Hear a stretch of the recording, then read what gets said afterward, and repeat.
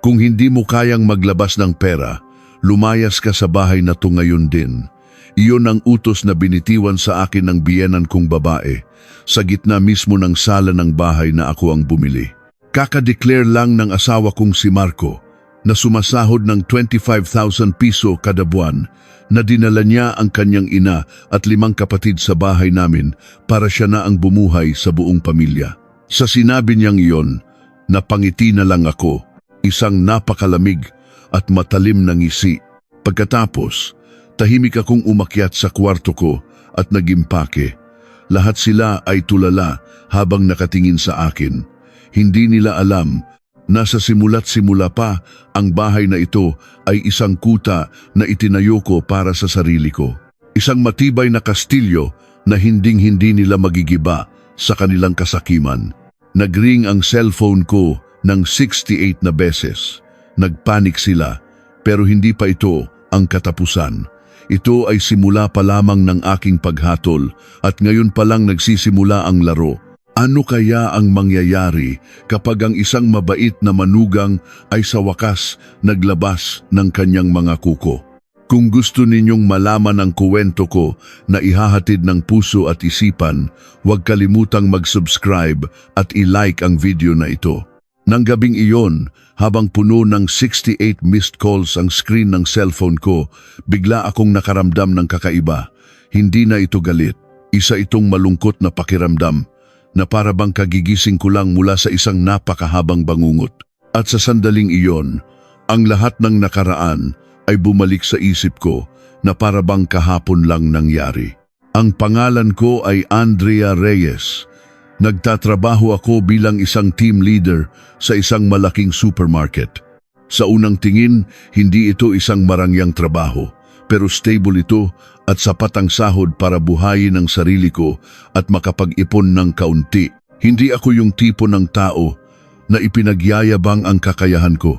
Para sa akin, natural lang na magtrabaho gamit ang sarili kong lakas at gastusin ang perang pinaghirapan ko ng marangal. Maaga akong natutong tumayo sa sarili kong mga paa, kaya naman noong umibig at nagpakasal ako, iisa lang ang hiniling ko, na sana ang lalaking iyon ay masipag at responsable.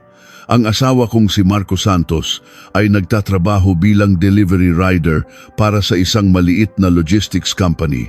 Ang sahod niya ay humigit kumulang 25,000 piso. Kapag narinig ito ng marami, siguradong magtatanong sila, paano kayo nabubuhay sa ganyang halaga?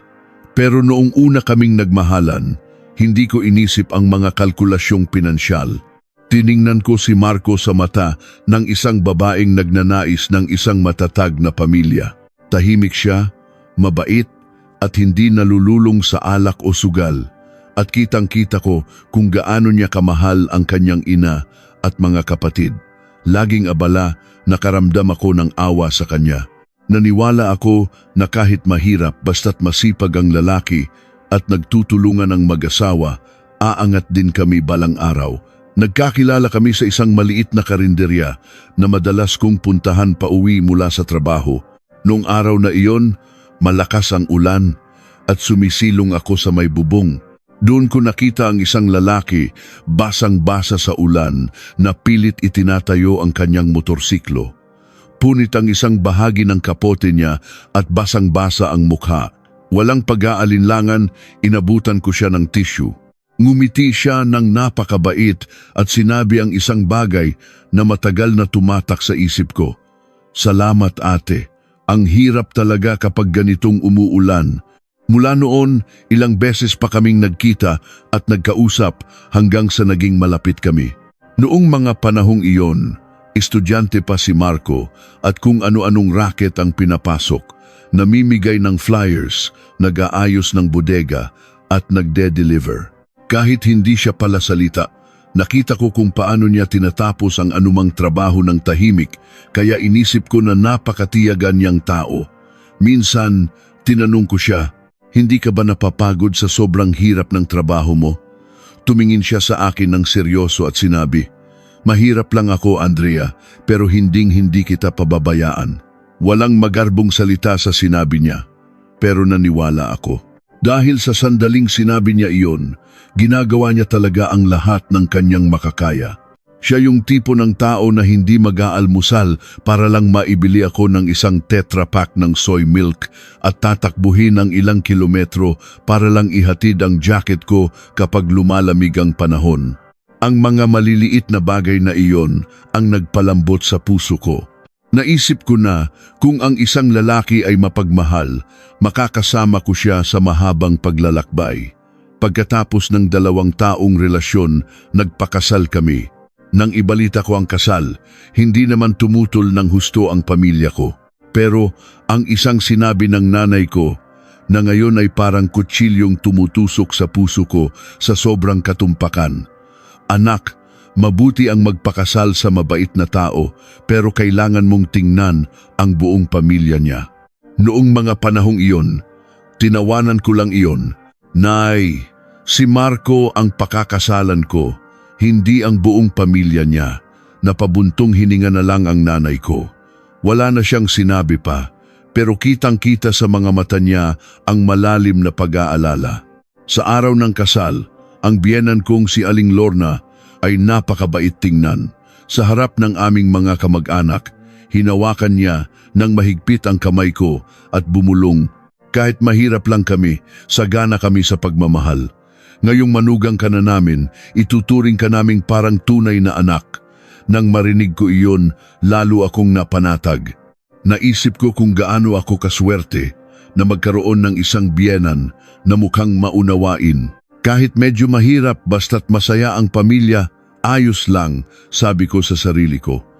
Pagkatapos ng kasal, umupa muna kami ng isang maliit na apartment. Nagtatrabaho ako. At si Marco naman ay nagde-deliver.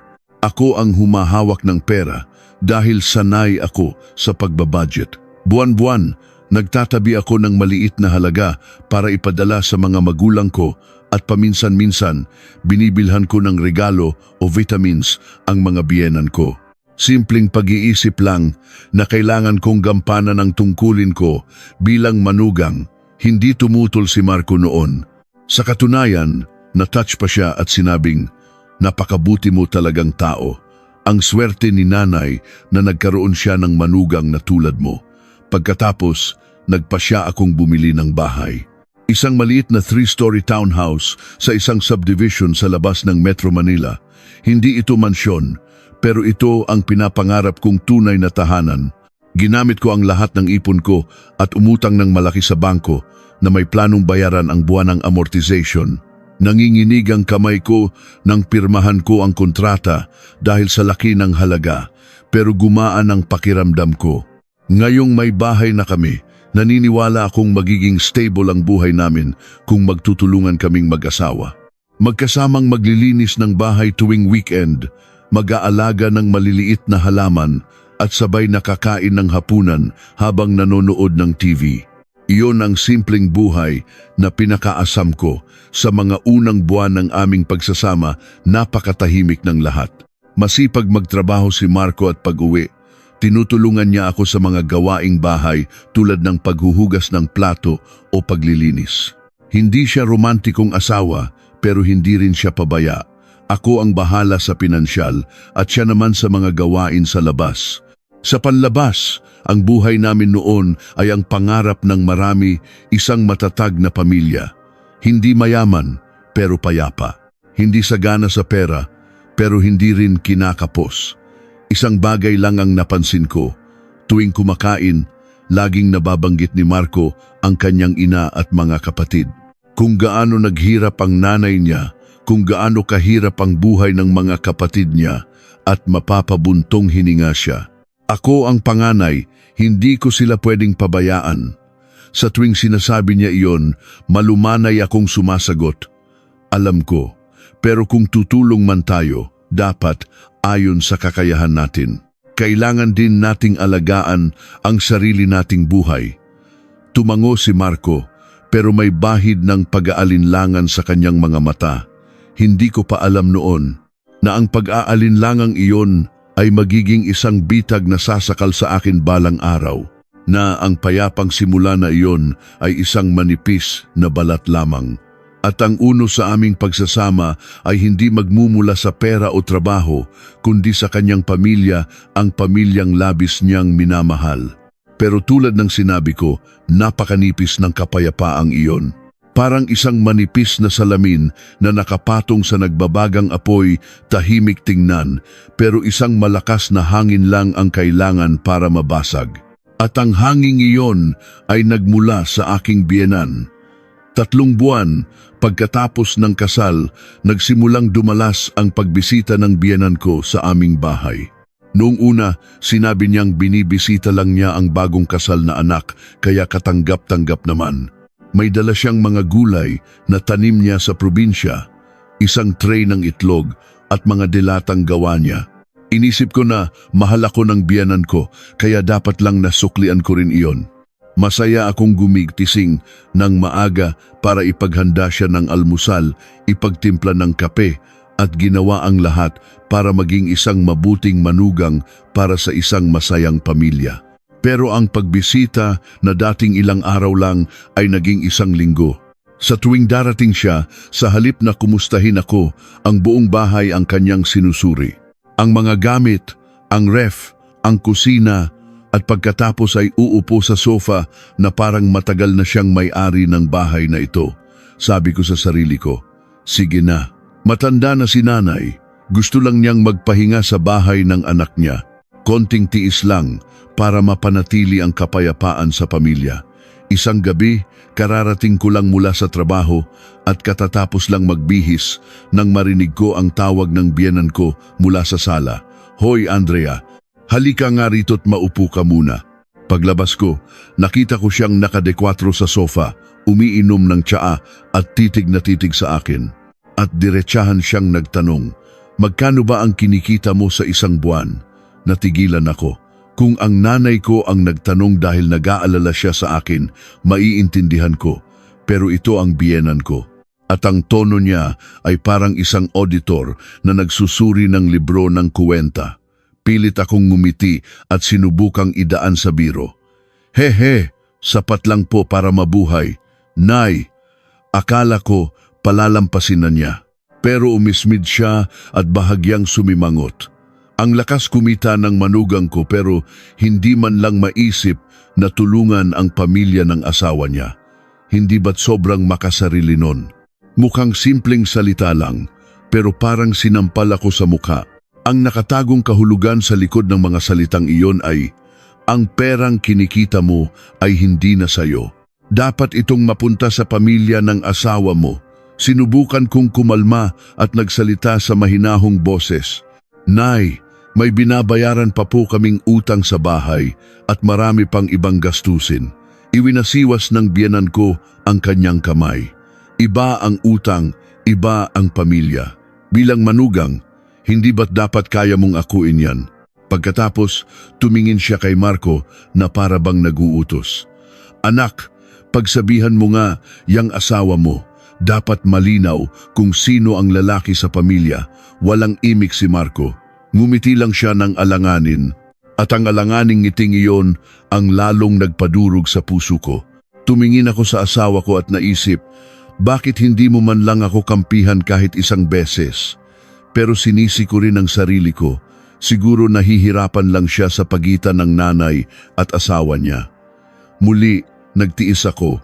Sinabi ko sa sarili ko, bagong kasal pa lang kami, wag nang palakihin ang gulo, baka magdala lang ng malas. Mula noon, sa tuwing bibisita ang biyenan ko, laging pera ang bukang bibig niya. Minsan, diretsahan niyang tatanungin, magkano ang bonus mo ngayong buwan? Minsan naman, parinig niyang sasabihin, uy, bago ang cellphone mo tumaas siguro ang sahod mo. Nagagalit ako, pero natatawa na lang din. Hindi ako nagpalit ng cellphone para magluho. Basag ang screen ng luma kong telepono at nakakaapekto na sa trabaho ko, kaya napilitan akong bumili ng bago. Pero hindi iyon nakita ng biyenan ko. Ang tanging nakita niya ay may pera siya. Minsan, kahit pagod na ako at gusto nang humiga, pipilitin niya akong umupo sa tabi niya at magkukuwento tungkol sa probinsya na laging nagtatapos sa mga linyang. Kawawa talaga ang nanay mo sa probinsya. Ang mga bayaw mo, wala pa ring matinong trabaho. At yung kuya mo, natanggal na naman sa trabaho. Sa tuwing naririnig ko iyon, bumibigat ang dibdib ko. Bilang babae, naaawa rin ako sa mga taong nahihirapan. Pero ang awa ay hindi dahilan para hayaan kong ituring nila akong isang ATM. Isang araw, na para bang planado ang lahat, tumawag ang kuya ni Marco, si Jomar, sa kanya. Nasa kusina ako at narinig kong pabulong na nakikipag-usap si Marco. Sige, kakausapin ko si Andrea.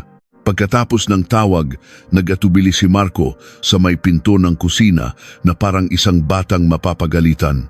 Nagkamot siya ng ulo at sinabi, Andrea, hirap na hirap daw si kuya ngayon.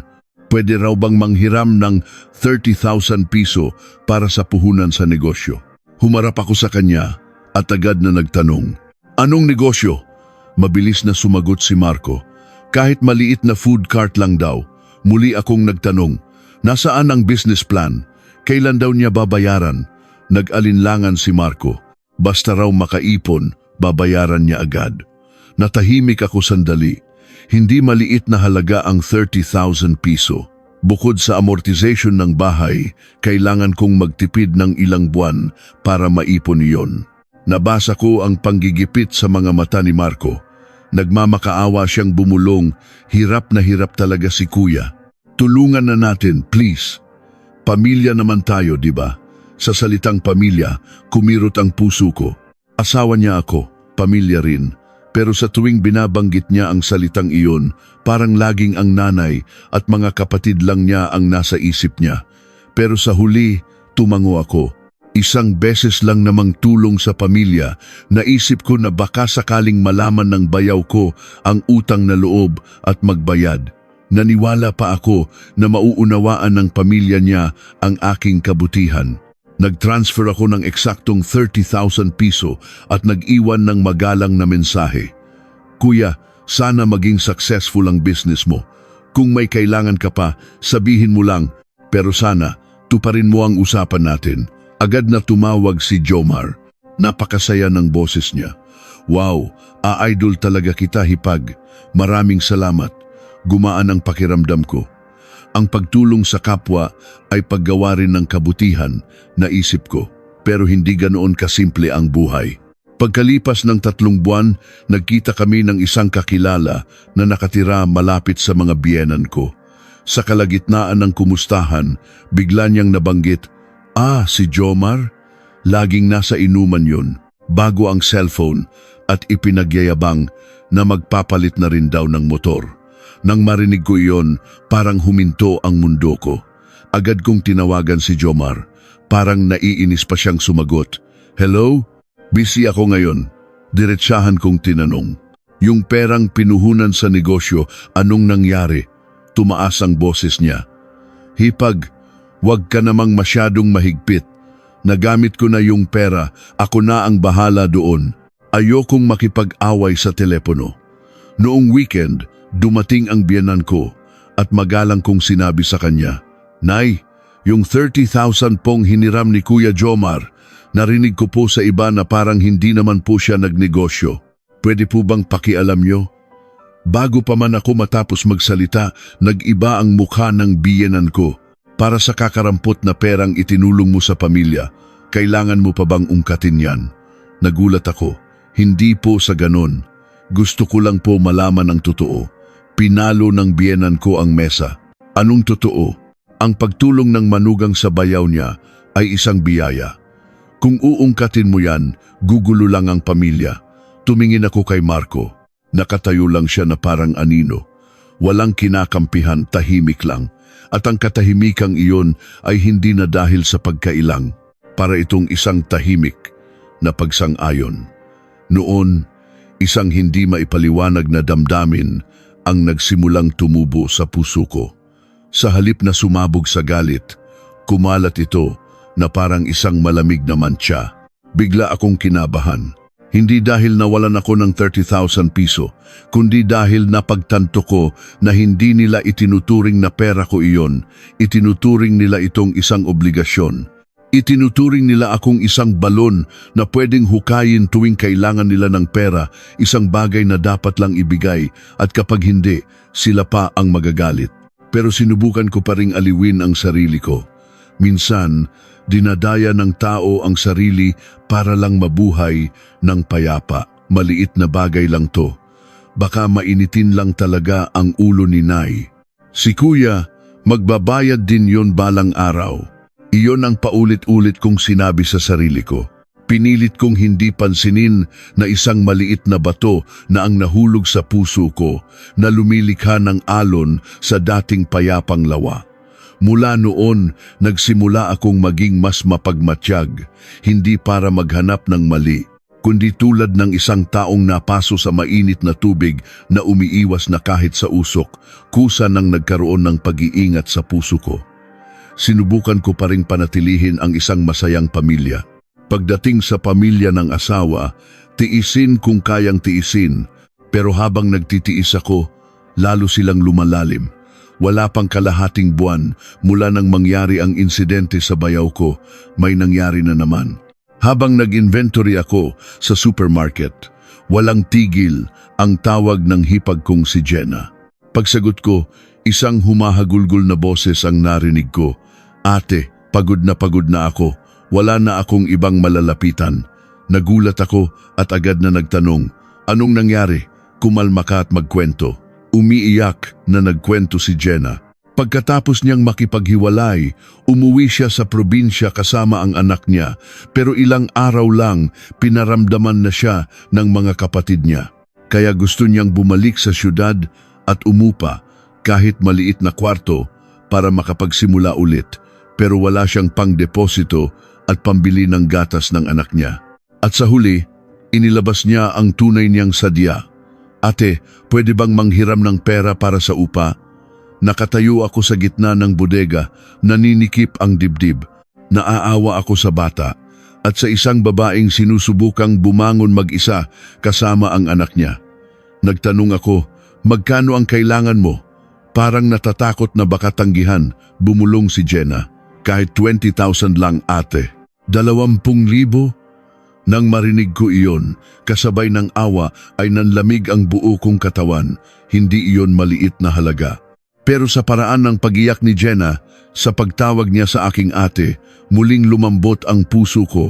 Sabi ko, sige, ipadadala ko, pero dapat gamitin mo yan para makapagsimula.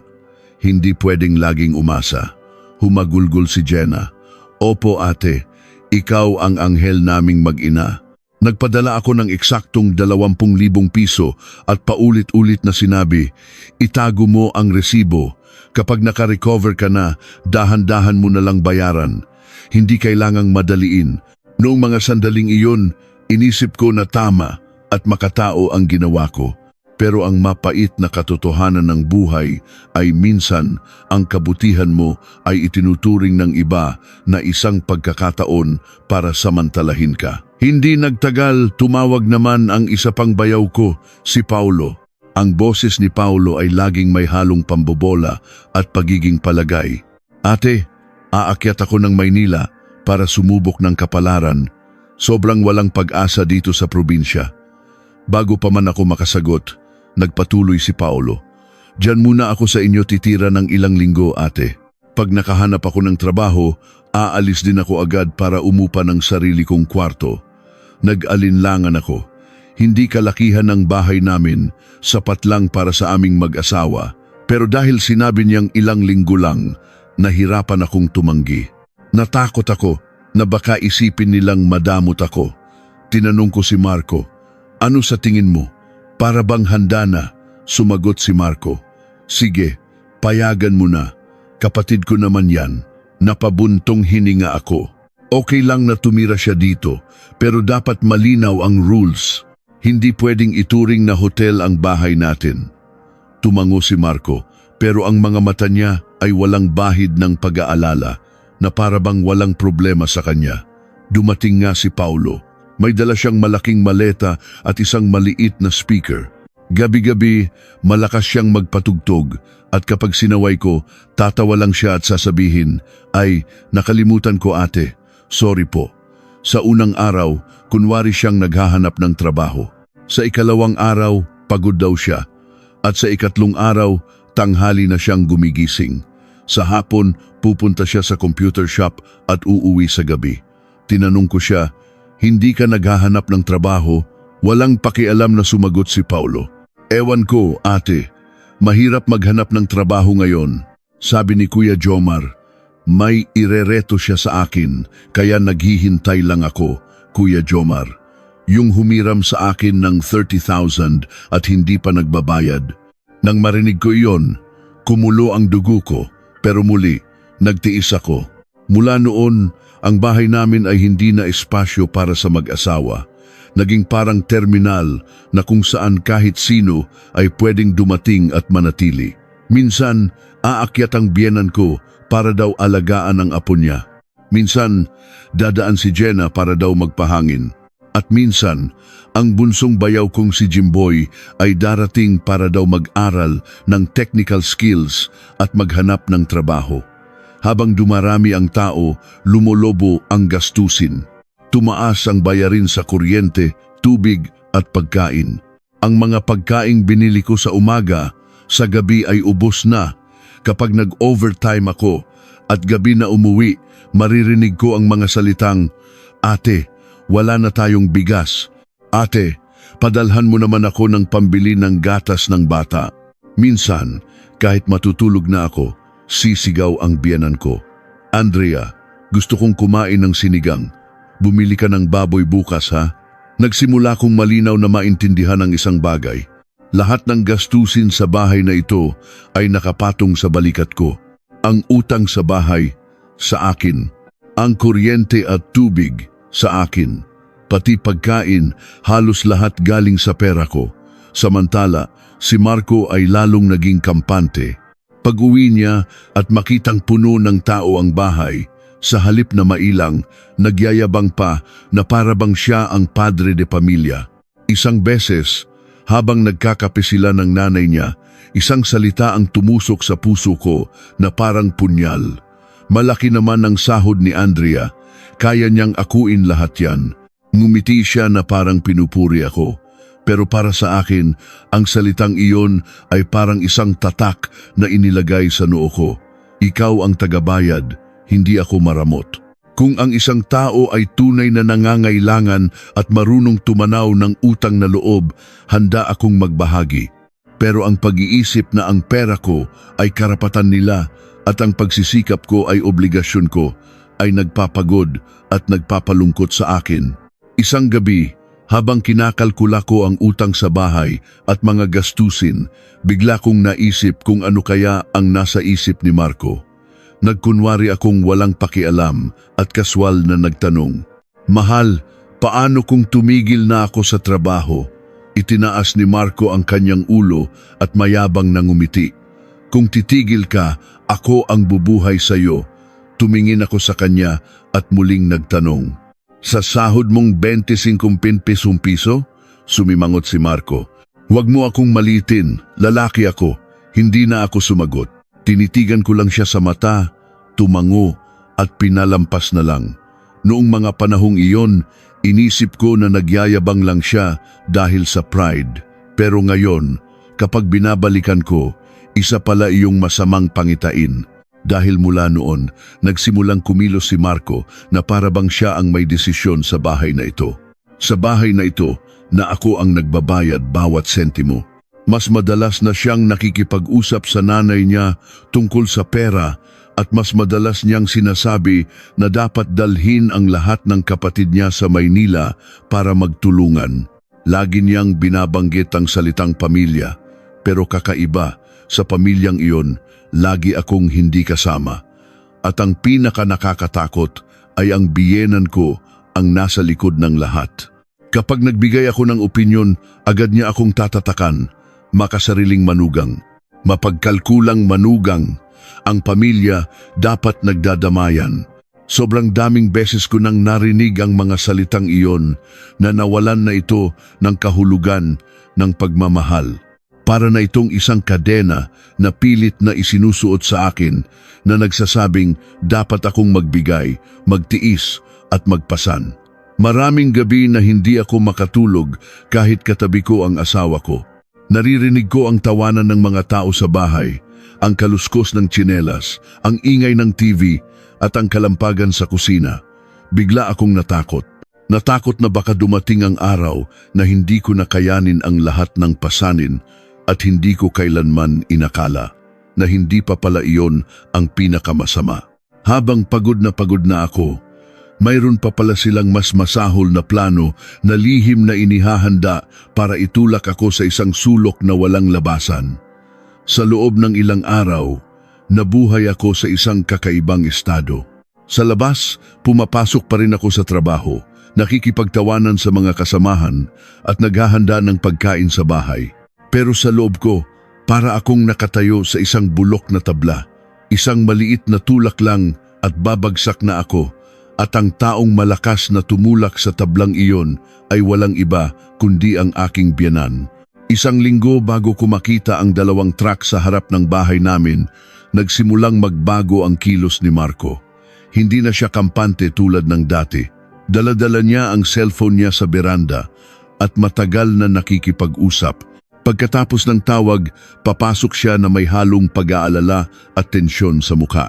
Isang araw, habang naghuhugas ako ng plato, narinig ko ang sinasabi niya. "Opo, Nay. Sige po, ako na po ang bahala. Huwag na po kayong mag-alala."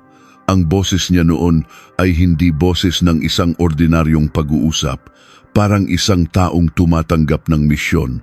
Nang gabing iyon, kahit nakahiga na ako, nakaupo pa rin si Marco sa gilid ng kama at hawak ang cellphone niya. Mahina akong nagtanong, "Sino ba? Yang kausap mo ng matagal?" Mabilis na sumagot si Marco, "Si Nanay." Nagtanong ulit ako, "May problema ba?" Sinabi niyang, "Wala, tungkol lang sa pamilya." Pero alam ko, kung ordinaryong kumustahan lang yon, hindi magiging ganoon kaseryoso ang mukha niya. Sa sumunod na 2 araw, paulit-ulit na sinasabi ni Marco ang isang salitang nagpapalamig sa buo kong katawan, pagkakaisa ng pamilya. Para bang sinusubukan niyang magtanim ng isang magandang ideya sa isip ko. Kahit habang kumakain, sinabi niya, "Andrea, iba pa rin talaga kapag magkakasama ang pamilya, mas masaya." Habang hinihimay ko ang isda, tumangulang ako ng walang gana. Sa gabi, habang nanonood ng TV, sinabi niya ulit, "Tingnan mo yan, ang mga tao nabubuhay para sa pagmamahalan at pagdadamayan." Lumingon ako sa asawa ko at diretsahang nagtanong, "Ano ba talaga ang gusto mong sabihin?" Natigilan si Marco sandali at sumagot, "Gusto ni Nanay na umakyat na lahat ng kapatid ko dito sa Maynila para dito na magtrabaho. Hindi ako tutol na umakyat sila. Sa panahon ngayon, lahat naman ay gustong maghanap ng mas magandang oportunidad. Pero sinabi ko ng malinaw at matatag, dahil pagod na akong maging isang kanlungan na walang kondisyon ang bahay namin. Kung aakyat sila, kailangan nilang umupa ng sarili nilang kwarto. Okay lang na dito muna sila ng ilang araw habang naghahanap ng trabaho, pero hindi sila pwedeng tumira dito ng matagal dahil itong bahay na to, bahay nating mag-asawa." Natahimik si Marco. Walang pagsang-ayon, walang pagtutol. At ang katahimikang iyon ay mas nakakabagabag kaysa sa pagtutol, dahil para siyang isang taong nakapagdesisyon na at naghihintay na lang ng tamang oras para sabihin ito. Nagsimula na talaga akong kabahan. Ang mga bilin ng nanay ko, ang mga sandaling tinanong ng biyenan ko ang sahod ko, ang perang hiniram ng bayaw ko na hindi binalik, ang pag-iyak ng hipag ko para manghiram ng pera, at ang bayaw kong sinabing ilang linggo lang pero tumira na lahat ay bumalik sa isip ko. Nangako ako sa sarili ko, kung aakyat sila, kailangan kong maglagay ng hangganan. Hindi ko pwedeng hayaang bumaha ang lahat. Pero habang nag-iisip ako kung paano ko siya kakausapin ng malinaw, may ibang nangyari at doon ko napagtanto na masyado ko silang minaliit.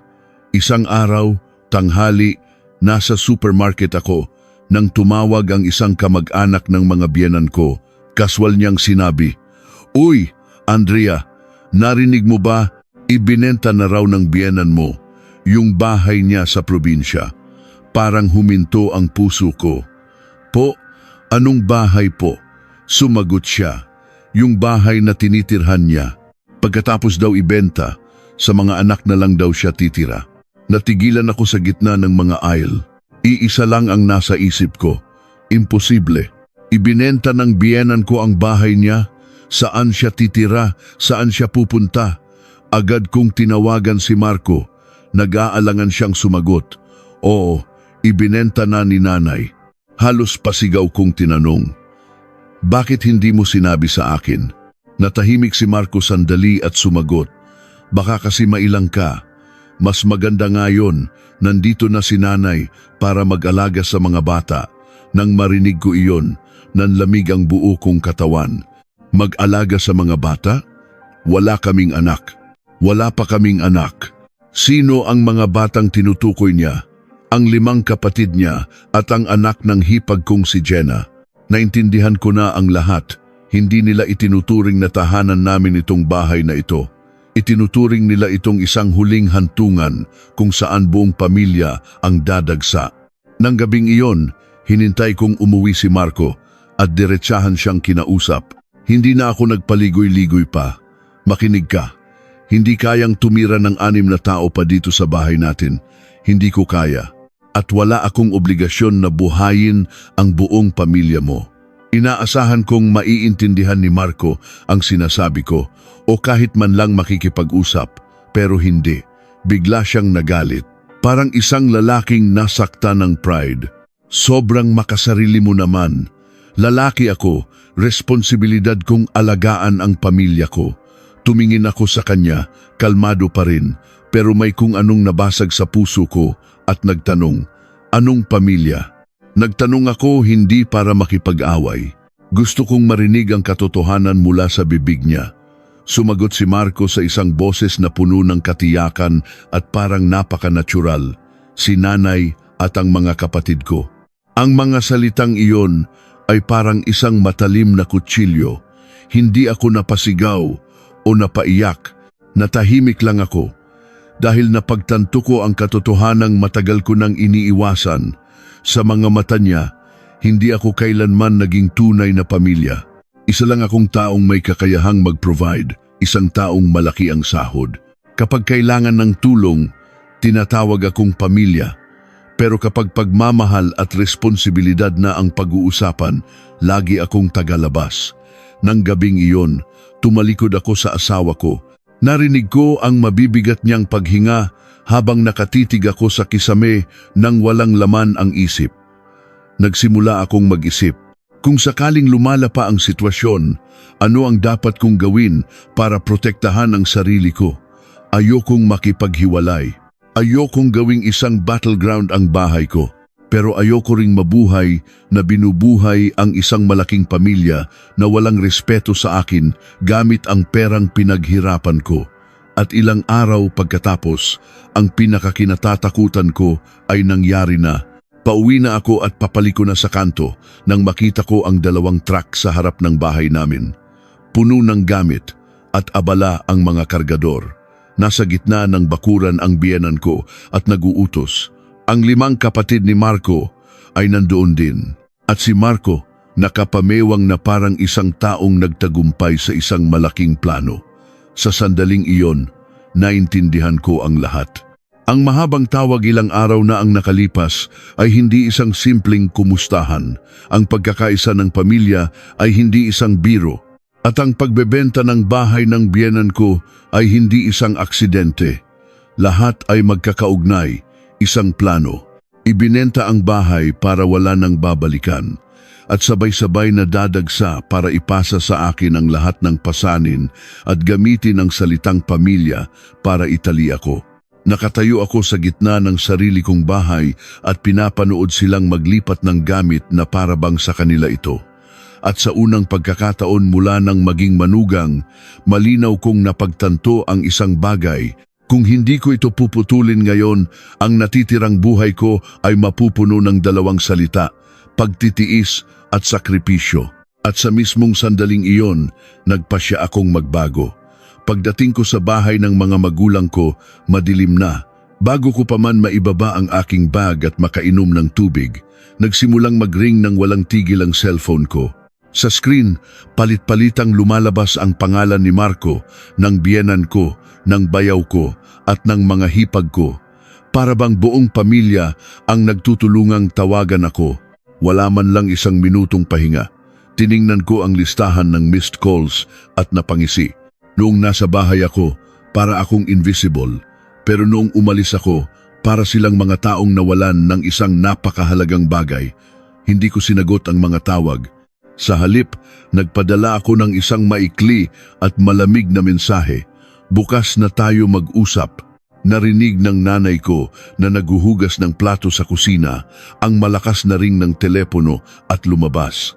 Isang tingin lang sa mukha ko, alam na niyang may nangyari. Sa boses na may halong pag-aalala at galit, pabulong siyang nagtanong, "May ginawa ba sa'yo, yung lalaking yon?" Umupo ako at hinubad ang sapatos ko, napabuntong hininga at mapait na ngumiti. Dinala niya ang buong pamilya niya at inangkin ang bahay ko. Nay, natigilan ang nanay ko. Hawak pa rin niya ang basahan. Hindi siya sumigaw, pero ang kanyang katahimikan ay mas mabigat kaysa sa anumang sermon. Dahan-dahan siyang nagsalita. "Sinabi ko na sa'yo, di ba, ibinaba ko ang aking ulo. Wala akong masabi. Malinaw na binalaan ako ng nanay ko at ako ang nagpumilit na maniwala sa isang magandang ilusyon. Akmang papatayin ko na ang cellphone dahil sa walang tigil na pag-vibrate nang makatanggap ako ng mensahe mula sa hipag kong si Jenna. Isang linya lang, pero malinaw ang pang-aasar. Ate, bakit hindi ka na lang lumayas dyan? Ngayon, mas masaya na dito sa bahay kahit wala ka." Nang mabasa ko ang mensahe, bahagyang nanginig ang kamay ko.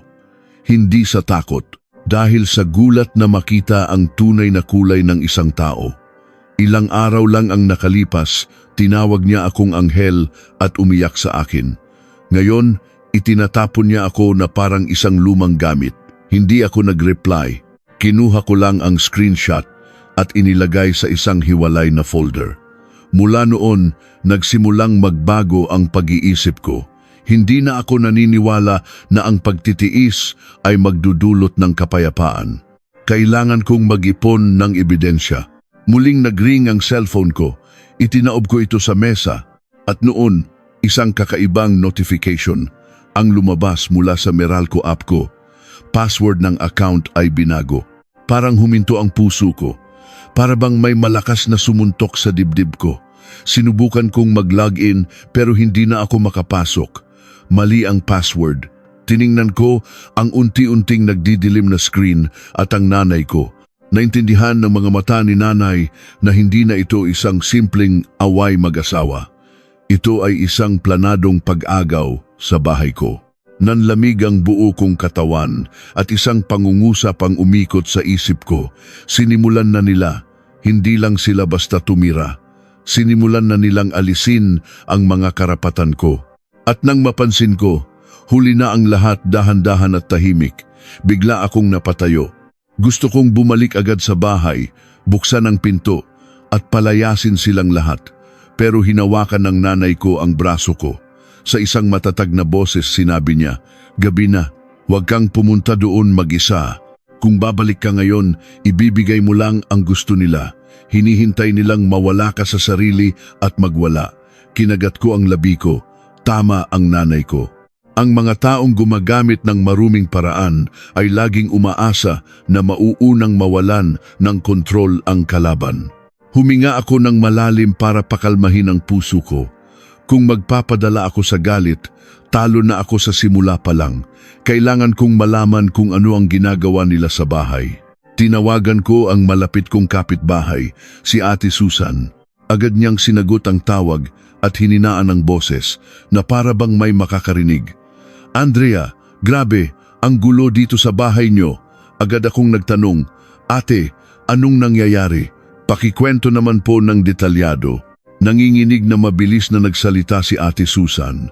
"Yung biyenan mo, nagpatawag ng locksmith para palitan ang kandado ng gate niyo. Nakita ko, may dalang tools." Yung mga bayaw mo, nakatayo lang sa tabi at naguutos na parang sila ang may-ari. Nang marinig kong pinapalitan ng kandado, parang gumuho ang mundo ko. Ano ang ibig sabihin noon? Na hindi na ako makakapasok gamit ang susi ko, na pinalayas na ako sa sarili kong bahay. Nanggigil ako sa pagkakahawak sa cellphone. Nakita ng nanay ko ang reaksyon ko at nagtanong, anong nangyari? Pabulong akong sumagot. Pinapalitan daw nila ang kandado. Napabuntong hininga si nanay at sinabi sa isang boses na kasing tigas ng bakal, lalo kang dapat kumalma. Hindi na ako nag-atubili. Tinawagan ko si Marco. Ngayon, kailangan kong marinig mula mismo sa bibig niya. Mabilis niyang sinagot ang tawag at may kakaibang yabang sa boses niya na parabang ako pa ang may kasalanan. Oh, bakit na naman? Dahan-dahan at malinaw kong tinanong, anong ginagawa niyo sa bahay? Walang pakialam na sumagot si Marco. Buti na lang umalis ka. Bukas, bumalik ka para pirmahan ng mga papeles. Para matapos na to. Napatawa ako. Anong papeles? Walang pag-aalinlangang sinabi ni Marco. Special power of attorney. Mas madali kung ako na lang ang mag-aasikaso ng bahay. Ang dami nating nakatira, nakakapagod kung kani-kanino pa ako makikipag-usap. Nang marinig ko iyon, para akong binuhusan ng malamig na tubig. Malinaw na, hindi lang ito tungkol sa pagsasama. Ito ay pag-agaw ng karapatan, gamit ang pangalan ng asawa at ang magandang pakinggan na salitang pamamahala, sinusubukan nilang itali ang mga kamay ko. Pasigaw kong tinanong, ang boses ko'y nagsimulang manlamig. Isang taong sumasahod ng 25,000 piso ang mamamahala sa isang ari-ariang nagkakahalaga ng milyon-milyon? Nagalit si Marco. Huwag mong maliitin ang pagkalalaki ko. Hindi ako sumigaw. Nagbitaw lang ako ng isang salitang nagpatahimik sa kanya ng ilang segundo. Ang tunay na lalaki, hindi ginagawang ATM ang asawa niya. Natahimik ang kabilang linya. Pagkatapos, umungol si Marco.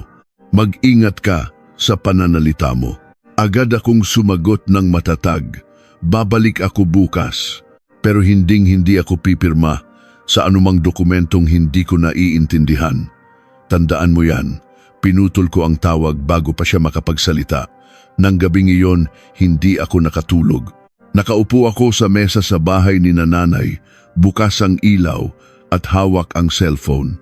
Kontrata ng pagbili ng bahay, mga resibo ng bayad sa utang, mga bank transfer record, mga email ng abiso, lahat ay muli kong sinuri. Nag-screenshot ako, nag-save, at para sigurado ipinadala sa isang hiwalay na email. Kailan, magkano, at mula sa anong account isinulat ko lahat sa papel. Kumilos ako na parang isang taong naghahanda para sa giyera. Hindi isang giyera ng suntukan, kundi isang giyera ng ebidensya. Nagising ang nanay ko at nakita ako. Matagal siyang nakatayo ng tahimik at pabulong na nagtanong, "Anak, anong gagawin mo?" Itinaas ko ang aking ulo at tumingin sa nanay ko. Sa isang boses na ikinagulat ko mismo sa sobrang kalmado, sumagot ako. Tatapusin ko na ang komedyang ito, Nay. Hindi sa luha, kundi sa batas at mga dokumento. Sa labas, naririnig ko ang hangin na dumadaan sa mga sanga ng puno. Sa loob, ilang beses pang nagring ang cellphone ko. Hindi ko ito pinansin at isinantabi. At naisip ko, tingnan natin bukas kung sino talaga ang manginginig. Kinaumagahan, bago pa man sumikat ang araw, pumunta na ako sa bahay. Mula sa kanto pa lang, nakita ko na ang nakasaradong gate. May nakakabit na bagong makinang na kandado. Kumirot ang puso ko, pero pinilit kong huwag magpaapekto. Lumapit ako at sinubukang ipasok ang luma kong susi, pero hindi na ito kasya. Napabuntong hininga ako at pinindot ang doorbell. Matagal bago ko narinig ang kaluskos ng tsinelas at bumukas ang maliit na pinto ng gate. Sumilip ang bayaw kong si Jomar. Pagkakita sa akin, naningkit ang mga mata niya at mapang-asar na nagsabi, "Aba, nandito pala ang dating may-ari. Bibisita ka? May bago ng may-ari ang bahay na to." At humalakhak siya. na parang nakapagbitaw ng isang napakagandang biro. Hindi ko siya pinatulan. Kinuha ko ang cellphone ko at nag-video call sa kapitbahay kong si Ate Susan para gawing testigo. Agad niyang sinagot at pagkakita sa nakakandadong gate, nanlaki ang mga mata niya. Grabe, pinalitan nga nila ang kandado, Andrea. Mahina pero malinaw kong sinabi, Ate, diyan ka lang po at manood. Kailangan ko po ng testigo. Pagkatapos, binuksan ko ang voice recorder at itinago ang cellphone sa bulsa ng jacket ko. Hindi ko na kailangang manalo sa salita. Kailangan kong manalo sa ebidensya. Ilang sandali pa, bumukas ang gate at unang lumabas ang biyenan ko. Malamig ang kanyang mukha at matalim ang tingin. Tiningnan niya ako mula ulo hanggang paa at nagbitaw ng isang salitang parang hatol. Isang manugang na umalis ng bahay at nagpalipas ng gabi sa labas ay parang iniwan na rin ang asawa niya. Anong ginagawa mo pa dito? Mapait akong ngumiti. Kung ako ba ang umalis sa bahay o pinalayas, malalaman natin yan mamaya. Hindi sumagot ang biyenan ko at pumasok sa loob. Habang naglalakad, sumigaw siya. Pumasok ka. Kung may sasabihin ka, sabihin mo sa harap naming lahat, pumasok ako. Tulad ng inaasahan, ang sala ay isa ng battlefield. Ang biyenan ko ay nakaupo sa gitna ng sofa na parang isang hukom. Sa tabi niya, si Marco, na may seryosong mukha na parang nag-aayos ng isang malaking kaso. Ang 5 kapatid niya ay nakahanay sa magkabilang panig.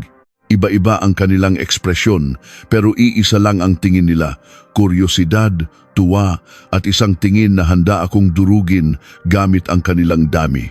Tiningnan ko ang eksena at naisip, isang paglilitis ng pamilya. Isang paglilitis na hindi kailangan ng hukom o batas, kundi boses at dami lang. Pinalo ng biyenan ko ang mesa at nayanig ang tasa. Bahay ito ng asawa mo. Kung umalis ka, dapat iwanan mo na ang lahat. Mula ngayon, ang perang kinikita mo, ibibigay mo na kay Marco. Natahimik ang buong sala. Tumingin ako ng diretsyo sa biyenan ko at napakakalmadong nagtanong. Sino po ang nagsabing bahay ito ng asawa ko? Mapanghamak na ngumisi ang biyenan ko. Ang ari-arian ng mag-asawa ay conjugal property. Huwag kang mag-isip na malulusutan mo kami. Akala mo dahil nakapangalan sa'yo, kontrolado mo na. Bago pa man ako makasagot, itinaas ni Marco ang kanyang baba at itinulak ang isang papel sa direksyon ko. Ang boses niya ay may yabang na para bang nagbibigay ng pabor. Pirmahan mo yang spa. Kailangan kong pamahalaan to para tumahimik na ang pamilya. Lahat sila sa akin nakatingin. Kinuha ko ang dokumento. Ilang linya pa lang ang nababasa ko, nanlamig na ang buo kong katawan. Hindi ito isang simpleng pamamahala sa gastusin o pansamantalang spa tulad ng sinasabi nila. Ito ay isang comprehensive spa na may mga nakasulat na magpapatayo ng balahibo ng sino mang may matinong pag-iisip, pagbebenta ng ari-arian, pagsangla, paglipat ng pagmamay-ari. Agad kong naintindihan. Hindi lang nila gustong tumira. Gusto nilang papirmahan ako para isangla o ibenta ang bahay na ito para bayaran ang mga utang nila. Isang pirma ko lang, gagawin nilang legal ang lahat, isang tusong patibong. Ibinaba ko ang dokumento sa mesa, itinulak ito ng bahagya palapit kay Marco at dahan-dahang nagtanong. Bawat salita ay parang isang pako na ibinabaon ko. Ang sinasabi mong bubuhayin mo ang buong pamilya mo, ibig sabihin pala, gagamitin mo ang pirma ko para isangla ang bahay na ito? Natahimik ang buong sala. Nakita ko ang mabilis na pagkurap ng mga mata ni Marco. Reaksyon ng isang taong natamaan sa kanyang kahinaan. Pero bago pa siya makapagsalita, tumawa ng malakas ang bayaw kong si Paulo. Ate, masyado ka namang nag-iisip. Maging praktikal ka lang naman. Tumingin ako kay Paulo at sa buong jury ng pamilya na nakaupo sa harap ko. At sa isang malamig at kalmadong boses, muli akong nagtanong, ang pagiging praktikal ba ay nangangahulugang ibibigay ko ang bahay ko, ang pera ko at ang buong buhay ko para gamitin ninyo? Muling pinalo ng biyenan ko ang mesa. Saan ka natutong sumagot-sagot? Manugang ka lang. Huwag kang umasta na parang kung sino. Hindi ko na pinatulan ang biyenan ko. Tumingin ako ng diretso sa mga mata ni Marco. Kaya mo bang sabihin sa harap ng nanay at mga kapatid mo na sa sahod mong 25,000 piso, mamamahala ka sa isang ari-ariang nagkakahalaga ng milyon-milyon para buhayin ang 6 na tao? Namula ang mukha ni Marco. Umungol siya. Tingnan mo to. Kapag ang babae hindi sumusunod sa asawa, sa kalsada ang bagsak niyan. Maikli akong sumagot. Hindi malakas, pero sapat na para patahimikin ang lahat sa sala. Ikaw ang mapupunta sa kalsada. Hindi ako. Biglang tumayo ang bayaw kong si Jomar. Minamaliit mo ba ang kuya namin? Tumingin ako sa kanya. Okay lang na malitin ninyo ako sa pamamagitan ng pagpapalit ng kandado ng bahay ko, pero kapag nagsabi ako ng totoo, mali na. Lalo pang tumindi ang tensyon. Sumingit ang hipag kong si Jenna, nakarga ang anak niya sa isang sulok. Sa isang boses na humahagulgol na parang biktima. Ate, bakit kailangang umabot sa ganito? Matanda na si nanay, hindi ba pwedeng pagbigyan na lang natin siya? Di ba mas maganda kung masaya tayong lahat? Dahan-dahan akong tumingin kay Jenna. Masaya? O kailangan mo lang ng libreng tirahan? Natigilan si Jenna at nag-iba ang kulay ng mukha. At noon, nangyari ang pinakadelikadong sitwasyon. Biglang tumayo ang biyenan ko, sumugod sa akin, at sinubukang agawin ang handbag ko na parang isang taong naniningil ng utang. Nasaan ang passbook mo? Akin na. Mula ngayon, ang asawa mo na ang hahawak ng pera sa bahay na to. Reflexively, umatras ako at hinigpitan ang hawak sa aking bag. Hindi ko siya itinulak o sinaktan. Isang salita lang ang binitiwan ko sa isang boses na ikinagulat ko mismo sa sobrang lamig. Kapag hinawakan niyo po ako, tatawag ako ng pulis. Natigilan ang biyenan ko. Siguro hindi niya inaasahan na gagawin ko iyon. Nagulat din si Marco at sumigaw, "Talaga bang papalakhin mo pa ang gulong to?" Tumingin ako kay Marco at sa isang kalmadong boses, sinabi ko, "Hindi ako ang nagpapalaki ng gulo. Kayo ng nanay mo ang gumagawa ng maruming paraan. Pinoprotektahan ko lang ang sarili ko." Ipinakita ko ang cellphone ko na naka-video call pa rin kay Ate Susan. At sa isang boses na mas malakas para marinig sa labas, sinabi ko, "Ate Susan, pakinggan niyo po ng mabuti." Pinalitan nila ang kandado ng gate ko nang walang pahintulot at ngayon pinipilit nila akong pirmahan ang isang SPA na may kasamang kapangyarihang magbenta ng ari-arian. Sa sandaling iyon, kitang-kita ko ang pag-aalala sa mga mata ni Marco. Ang biyenan ko naman, namumula sa galit at nanggigigil. Napagtanto ko, nang magkaroon ako ng testigo, nagsimulang mawalan ng bisa ang kanilang family trial. Pero alam kong hindi sila titigil dito. Gagamit sila ng mas marumi at mas magaspang na paraan at kailangan kong maghanda. Tiningnan ko ang mga miyembro ng jury ng family trial na nakahanay sa sala at bigla nawalan na ako ng ganang makipagtalo. Habang nakikipagtalo ako, lalo lang nilang ibabaling ang usapan sa pagiging bastos na manugang o walang galang na asawa. Hindi ako pumunta dito para manalo sa sigawan. Pumunta ako dito para putulin ang bitag na sinusubukan nilang isabit sa leeg ko gamit ang mga dokumento. Kinuha ko ang cellphone ko at tinawagan ang kaibigan kong si Liza na nakilala ko sa isang study group noong college at ngayon ay isang paralegal. At sa harap ng lahat, inon ko ang speakerphone. Nakita ni Marco na may tinatawagan ako at sumimangot. "Ano na namang plano mo?" Hindi ako sumagot at hinintay na lang ang boses ng kaibigan ko sa kabilang linya.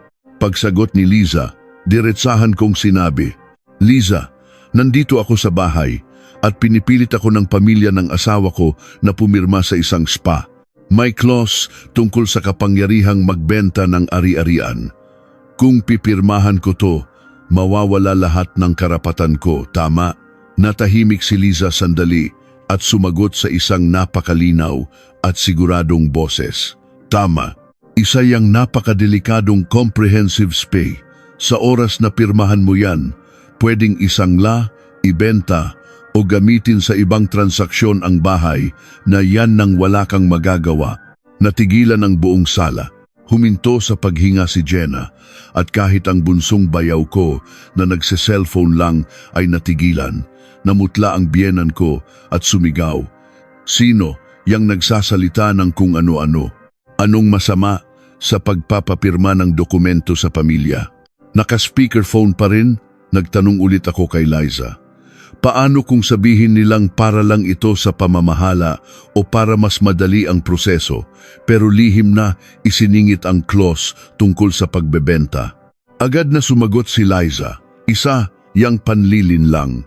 Iba ang pamamahala, iba ang pagbebenta. Magkaibang magkaiba yan. Pinatay ko ang tawag at inilagay ang cellphone sa mesa na parang isang buhay na ebidensya. At binuksan ko ang photos ko at ipinakita ang kopya ng titulo ng lupa na inihanda ko kagabi. Hindi ko ito itinutok sa kanila.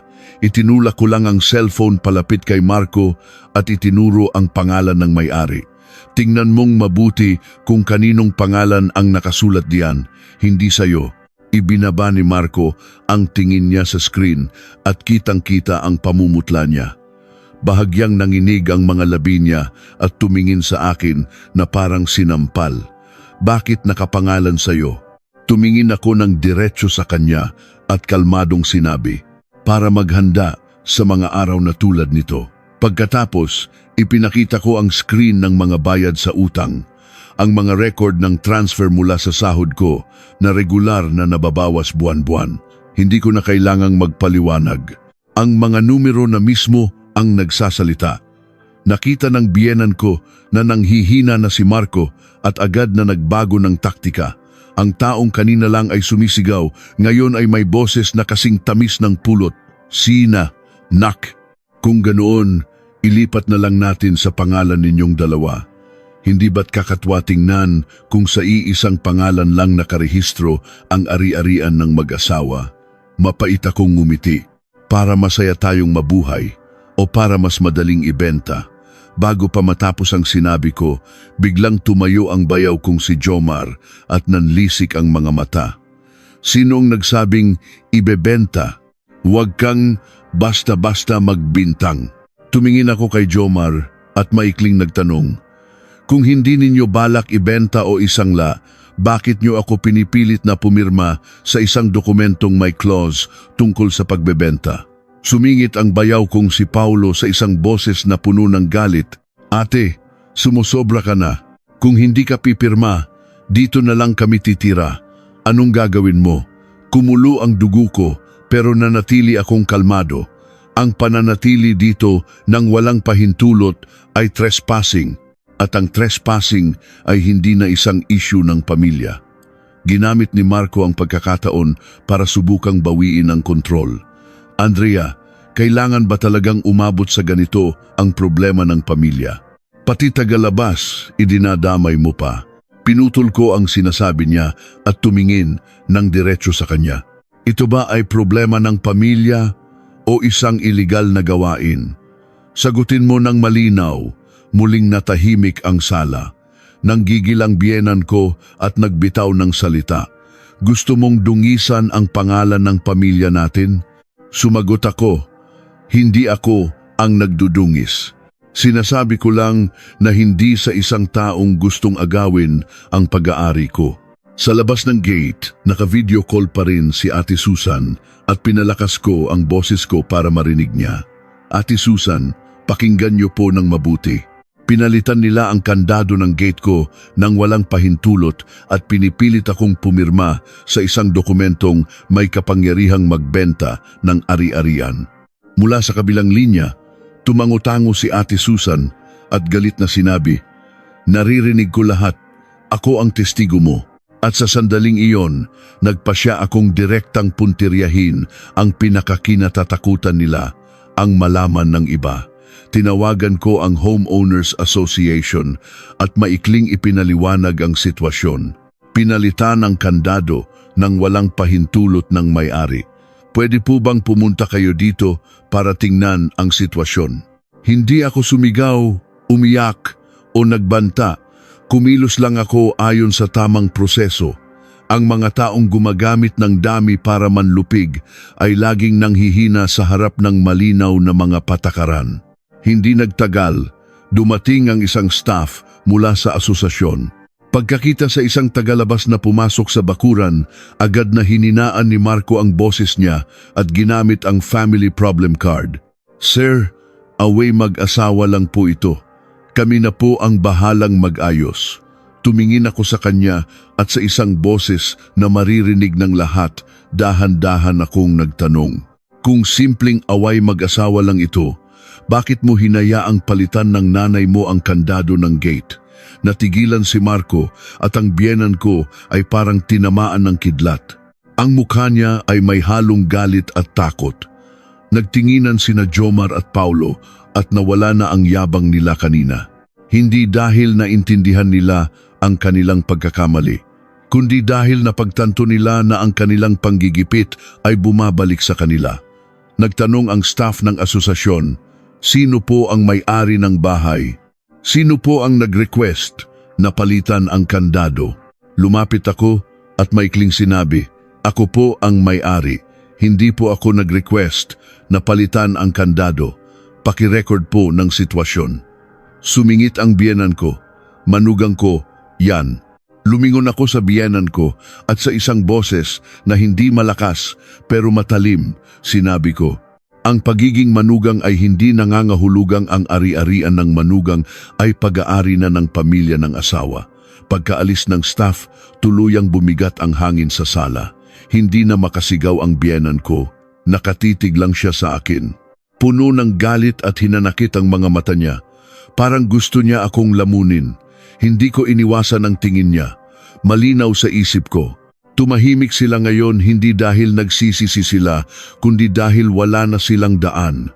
At ang mga taong tulad nila, kapag nawalan ng daan, ay laging naghahanap ng mas maruming paraan.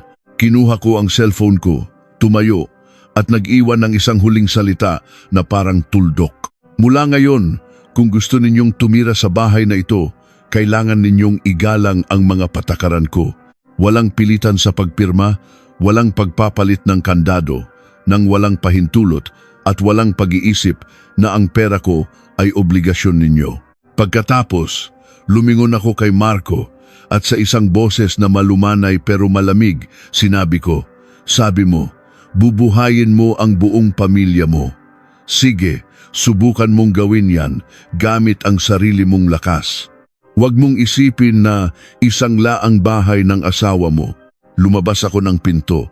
Hindi na nanginginig ang puso ko. Pero alam ko, simula pa lang ito ng bagyo. Nakita ko ang tingin ng biyenan ko at naramdaman kong hindi sila basta-basta susuko at sa susunod, mas masahol na paraan ang gagamitin nila. At nangako ako sa sarili ko na hinding-hindi ko na sila bibigyan ng pagkakataon. Pagkatapos ng sagupaan na iyon, naging kakaiba ang kapaligiran sa bahay. Hindi na sila maingay at mayabang pero hindi rin payapa. Para itong isang lawa na binato. Humupa na ang mga alon pero sa ilalim malakas pa rin ang agos. Nakatayo ako sa sala at tinitingnan ang bawat mukha. At ang pinaka nagpakilabot sa akin ay hindi ang mga mura, kundi ang kanilang kakayahang magbago ng tono at kilos na parang naglilipat lang ng pahina ng libro. Ang unang nagbago ay ang biyenan ko. Ilang minuto lang ang nakalipas nang gigigil at nanlilisik ang mga mata niya. Pero pagkaalis ng tagalabas, napabuntong hininga siya at nagpakita ng isang pagod at kaawa-awang mukha. "Sige na, mainitin lang ang ulo ko. Pumasok ka na. Huwag na nating palakihin." Matanda na ako, nakakahiya sa mga kapitbahay. Nang marinig ko iyon, napangisi ako. Kung talagang natatakot siya sa sasabihin ng iba, hindi sana niya pinalitan ang kandado ng bahay ko at nagdaos ng isang family trial para gipitin ako. Pero hindi ako sumagot. Tumangulang ako ng walang gana at tahimik na pinanood ang sitwasyon. Agad ding nagbago ng kilos si Marco. Lumapit siya sa akin. Ang yabang ng isang lalaking bubuhay sa buong pamilya ay nawala at ang boses niya ay napakalambing. Masyadong masakit ang mga sinabi ko, pumasok ka na. Kakausapin ko sila para wala nang mamilit sa'yo. Tiningnan ko siya. Wala akong naramdamang awa. Isang estranghero lang ang nakita ko. Isang lalaking alam agad kung ano ang tama kapag may tagalabas. Pero sa loob ng bahay, laging kumakampi sa nanay at mga kapatid niya para gipitin ang asawa. Hindi ako naniwalang nagsisisi sila. Mas naniwala ako sa kutob ko. At ang kutob ko ay nagsasabing nagbago lang sila ng taktika.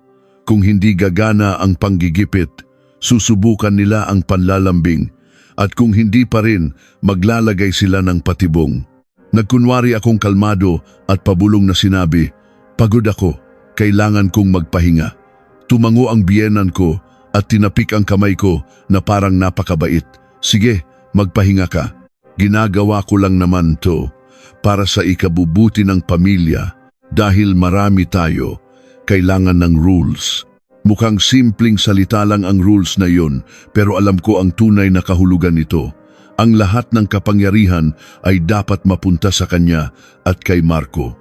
Napansin kong kanina pa nakatutok sa cellphone ang bayaw kong si Jomar. Wala na siyang sinasabi, pero mabilis ang mga daliri niya na parang may ka-text na importante. Hindi ko makita kung ano ang tina-type niya, pero halata ang pagkainip. Parang isang taong naghahanap agad ng ibang daan kapag nasarhan ang isa. Naisip ko, ano na naman kaya ang binabalak ng isang to? Pagkatapos, dinala ako ng hipag kong si Jenna sa isang sulok ng kusina.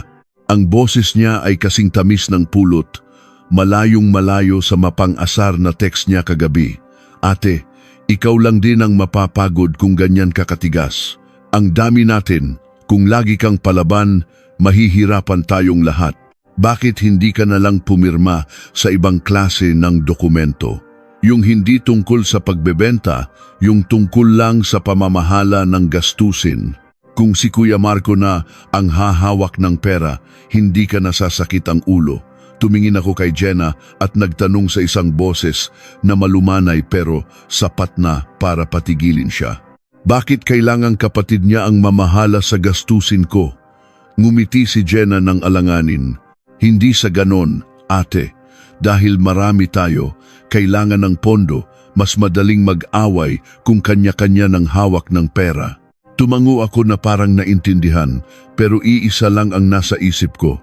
Gusto nilang ilagay ko ang pera ko sa isang balon na tinatawag nilang pondo, tanghalian. Naghanda ng pagkain ang biyenan ko na para bang isang handaan ng pagkakasundo. Nagluto siya ng paborito kong sinigang at inutusan pa ang bunsong bayaw ko na bumili ng prutas. Sa labas, mukhang napakasaya. Pero pag upo ko sa mesa at paghawak sa kutsara, naintindihan kong ang pagkain na ito ay hindi isang simpleng hapunan, kundi isang timbangan. Isang timbangan para sukatin kung gaano nakalambot ang puso ko.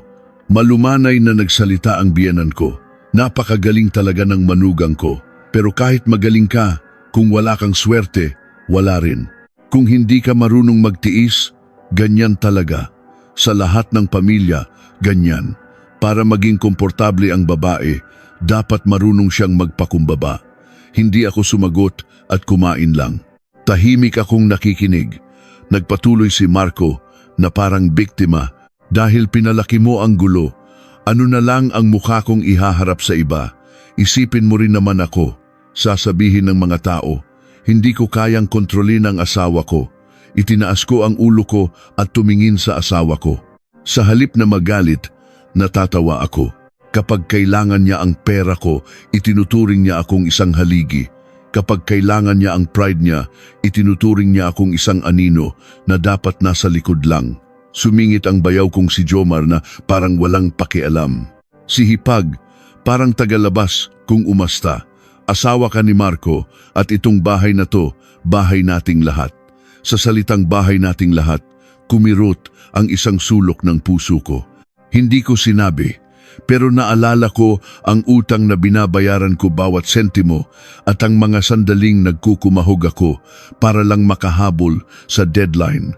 Kung sa ating lahat ito, Bakit walang kasama sa akin noong pumirma ako ng kontrata at nagbayad ng utang? Natahimik ako sa buong hapunan. Hindi para magtiis, kundi para mag-obserba. Paulit-ulit silang umiikot sa isang layunin. Panatilihin ako sa bahay, pababain ang aking depensa, at muling mag-alok ng isang dokumento o isang mas magaan tingnan na papel para linlangin ako. Iyon ang tunay na dahilan ng pagkain na ito. Ang pagmamahal ay isang balabal lang. Gabi, nagkunwari akong pagod na pagod.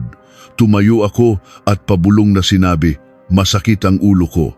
Pag-iisipan ko muna, sinadya kong mag-iwan ng pain. Kung talagang nagsisisi sila, hahayaan nila ako. Pero kung may patibong sila, maiinip sila at lalabas ang tunay na kulay. At tama nga ako, gabi na, hindi ako natulog. Narinig ko ang usapan nila sa sala. Noong una, pabulong. Pero nang isipin nilang tulog na ako, lumakas ang mga boses nila. Dahan-dahan kong binuksan ng bahagya ang pinto ng kwarto at nakinig sa dilim. Bumibilis ang tibok ng puso ko. Unang narinig ko ang boses ng bayaw kong si Jomar. Bukas, dalhin mo yang babaeng yan sa notaryo. Sabihin mo, residence certificate lang. Huwag mong babanggitin ang spa, siguradong mataas na ang depensa nun. Agad na sumagot ang biyenan ko. Ang boses niya ay malayong malayo sa kanina. Malamig at matalim. Tama. Ang mga babae, takot yan kapag tinakot mo ng hiwalayan. Itanim mo lang sa isip niya na mawawalan siya ng asawa at mapapahiya kusa yang pipirma. Natahimik si Marco ng ilang segundo at nagbitaw ng isang salitang nagpakilabot sa akin. Pero masyado siyang matigas. Ngumisi ang biyenan ko. Kahit gaano siya katigas, walang silbi. Ikaw ang asawa niya. Isang salita lang ang kailangan mong sabihin. Pirmahan mo. Kung hindi, hiwalayan na.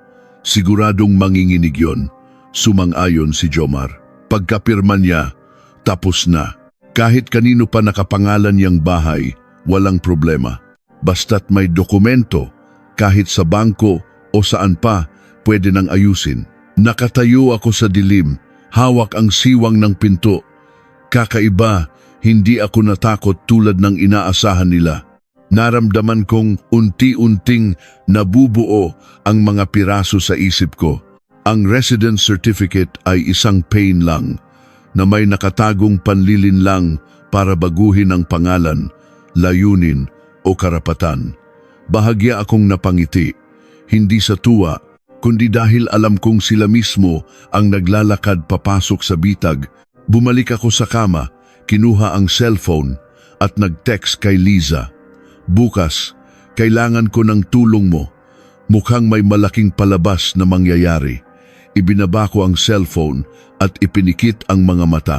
Nang gabing iyon, sa unang pagkakataon sa mahabang panahon, nakatulog ako ng mahimbing dahil alam kong bukas, hindi na ako ang mapupunta sa sulok. Kinaumagahan, mas maaga akong gumising kaysa karaniwan, hindi para sumunod, kundi para maunahan sila. Naghilamos ako at nagsuot ng maayos na damit. At sinadya kong maging kalmado na para bang lumambot na ang puso ko pagkatapos ng pagkakasundo kagabi. Habang mas kalmado ako, mas magiging kampante sila. Tulad ng inaasahan, pagbaba ko, sinalubong ako ng biyenan ko sa isang napakalambing na boses na parang walang nangyari. "Oh, nak, samahan mo naman ako sa munisipyo ngayon. Kailangan kasi ng residence certificate ng mga kapatid mo para sa trabaho." Tumingin ako sa biyenan ko at tumango. "Sige po, Nay." Hindi na ako nagtanong pa o nagpakita ng ibang reaksyon. Alam kong mas magiging alerto sila kung marami akong tanong, pero sa isip ko, ang residence certificate ay isang palusot lang. Bago kami umalis, lihim kong ginawa ang tatlong bagay. In-on ko ang voice recorder at hinayaang tumakbo sa background. Nag-text ako kay Ate Susan. "Ate, diyan ka lang po malapit sa gate. Baka kailangan kong marinig mo ang sasabihin nila mamaya." At nagpadala ako ng maikling mensahe kay Liza kasama ang lokasyon ko. Paalis ako kasama sila. Kapag may nangyari, tatawagan kita agad. Hindi ko inaasahan na ililigtas ako ni Liza. Sapat na sa akin ang kaalaman na may isang taong marunong sa batas na nasa likod ko para magkaroon ako ng lakas ng loob at sandalan. Sumakay kami sa kotse. Si Marco ang nagmamaneho, ang biyenan ko at si Jenna ay nasa likod at si Jomar ay nasa shotgun seat. Tahimik akong nakatingin sa labas. Hindi pa kami nakakalayo, sinimulan na ni Marco ang psychological warfare na para bang siya ang nasa itaas. Sa isang boses na malambing na parang kinakausap ang isang bata, sinabi niya, "Andrea, pirmahan mo na lang ng maayos. Asawa mo ako, hindi naman kita ipapahamak, di ba? Huwag mo nang palakihin ang gulo. Naaawa ako kay nanay." Lumingon ako at tumingin ng diretso kay Marco at dahan-dahang sinabi, "Ang mga taong gustong manakit sa akin, laging ganyan ang sinasabi." Natigilan si Marco at bahagyang namula. Tumingin sa akin si Jomar at inis na sinabi, "Hipag, lagi ka na lang nega. Simpleng proseso lang naman. Ginagawa mong big deal." Hindi ako sumagot at nanahimik. Gusto kong makita kung saan nila ako dadalhin. Kung talagang sa munisipyo, pupunta kami sa isang lugar na maraming tao at kailangang kumuha ng numero. Pero kung sa isang liblib na lugar na may isang kahina-hinalang signboard, magiging malinaw na ang lahat. Hindi sa direksyon ng munisipyo ang tinahak ng kotse.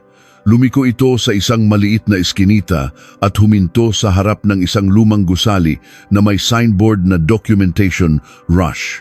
Nang makita ko ang signboard, nanlamig ang puso ko pero nanatili akong kalmado. Lumingon sa akin ang biyenan ko at walang pakialam na sinabi, "Dito, mabilis ang proseso, hindi na kailangang maghintay." Tumango ako at bumaba ng kotse. Sa loob ng maliit na opisina, may ilang plastik na mesa at upuan at puno ng mga form ang pader. Isang estrangherong lalaki ang nakaupo na at tumingin sa amin na parang isang bihasang fixer. Bago pa man ako makaupo, inilabas ni Jomar ang isang makapal na folder mula sa kanyang bag at inilapag sa mesa. Ngumiti siya na parang napakabait at sa isang boses na matamis sinabi niya, "Hipag, dito ka lang pipirma. Confirmation lang naman to, mabilis lang, para makapagpasa na rin ng requirements ang mga kapatid ko." Kinuha ko ang mga dokumento at binuklat ang unang pahina. At nang mabasa ko ang isang mahalagang linya, naintindihan ko na kung ano ang kanilang plano. Pinahihintulutan ko si Marco Santos na gawin ang lahat ng bagay para sa akin. Napangisi ako, hindi sa tuwa. Dahil sa sobrang simple at mababang uri ng kanilang panlilinlang. Ito ba ang residence certificate? Natigilan silang lahat. Agad na nagbago ng tono ang biyenan ko. Sa isang matalim na boses na alam mong magbabago anumang oras, sumigaw siya, "Bakit mo pa binabasa ng detalyado? Lahat ng tao, ganito ang ginagawa. Pirmahan mo na." Ibinaba ko ang mga dokumento sa mesa at tumingin ng diretso sa biyenan ko. "Nay, sabi niyo, residence certificate, pero ito po, isang full power of attorney. Nay, sa tingin niyo po ba, tanga ako?" Pinalo ng biyenan ko ang mesa, namula ang mukha niya. "Kapag hindi ka pumirma, ipagkakalat ko sa buong lugar na ikaw ang sumisira sa pamilya. Ako mismo, ang biyenan mo, ang magsasabi sa lahat kung gaano ka kabastos na manugang." Agad na sumang-ayon si Jenna. "Ito mismo ang script na narinig ko kagabi. Ate, akala mo mananalo ka dahil nakapangalan sa iyo ang bahay? Sa tingin mo, kaya mong mabuhay na pinagtsitsismisan ng lahat. Kapag kumalat ang balitang pinalayas mo ang biyenan mo at mga bayaw mo, hinding-hindi ka na makakaangat ng ulo." Inayos ko ang aking upo at tiningnan sila isa-isa. At sa isang boses na kasing tigas at lamig ng bato, sinabi ko, "Hindi ako takot sa sasabihin ng iba. Ang tunay na nakakatakot ay ang pirmahan ang isang papel na magbebenta sa sarili kong pangalan." Biglang tumayo si Jomar. "Sinong tinatawag mong tanga? Tumingin ako sa kanya. Mas tanga ang taong nanloloko para papirmahin ang iba. Ang tangang nag-aakalang lahat ng tao ay hindi marunong magbasa. Naging tensyonado ang hangin sa maliit na opisina. Ang fixer ay palingalinga na parang ayaw masangkot. Ginamit ni Marco ang pagkakataon para subukang bawiin ang kontrol at umungol, sumusobra ka na talaga. Pirmahan mo na lang para matapos na. Tumingin ako kay Marco at nagbitaw ng isang salitang nagpatigil sa kanya. Sabi mo, bubuhayin mo ang buong pamilya mo. Bakit ngayon, pirma ng asawa mo ang gagamitin mo para buhayin sila? Hindi na ako nakipagtalo pa. Kinuha ko ang cellphone ko, tinawagan si Liza at inon ang speakerphone. Pagsagot ni Liza, maikli kong sinabi, Liza, nandito ako, pinapipirma sa isang residence certificate daw, pero may full power of attorney clause. Paki-explain naman. Sa isang malinaw at matatag na boses, sumagot si Liza. SPA yan, hindi residence certificate. Kapag pinirmahan mo yan, ang taong pinagkatiwalaan mo ay pwedeng gumawa ng mga transaksyon sa ari-arian mo para sa'yo. Hinding-hindi mo dapat pirmahan yan. Namutla ang biyenan ko, pero nagpumilit pa rin. Sino yang naninira sa pamilya natin? Mapait akong ngumiti. Hindi po naninira. Inililigtas po ako sa isang patibong. At noon, naglabas ako ng isang alas na hindi nila inaasahan.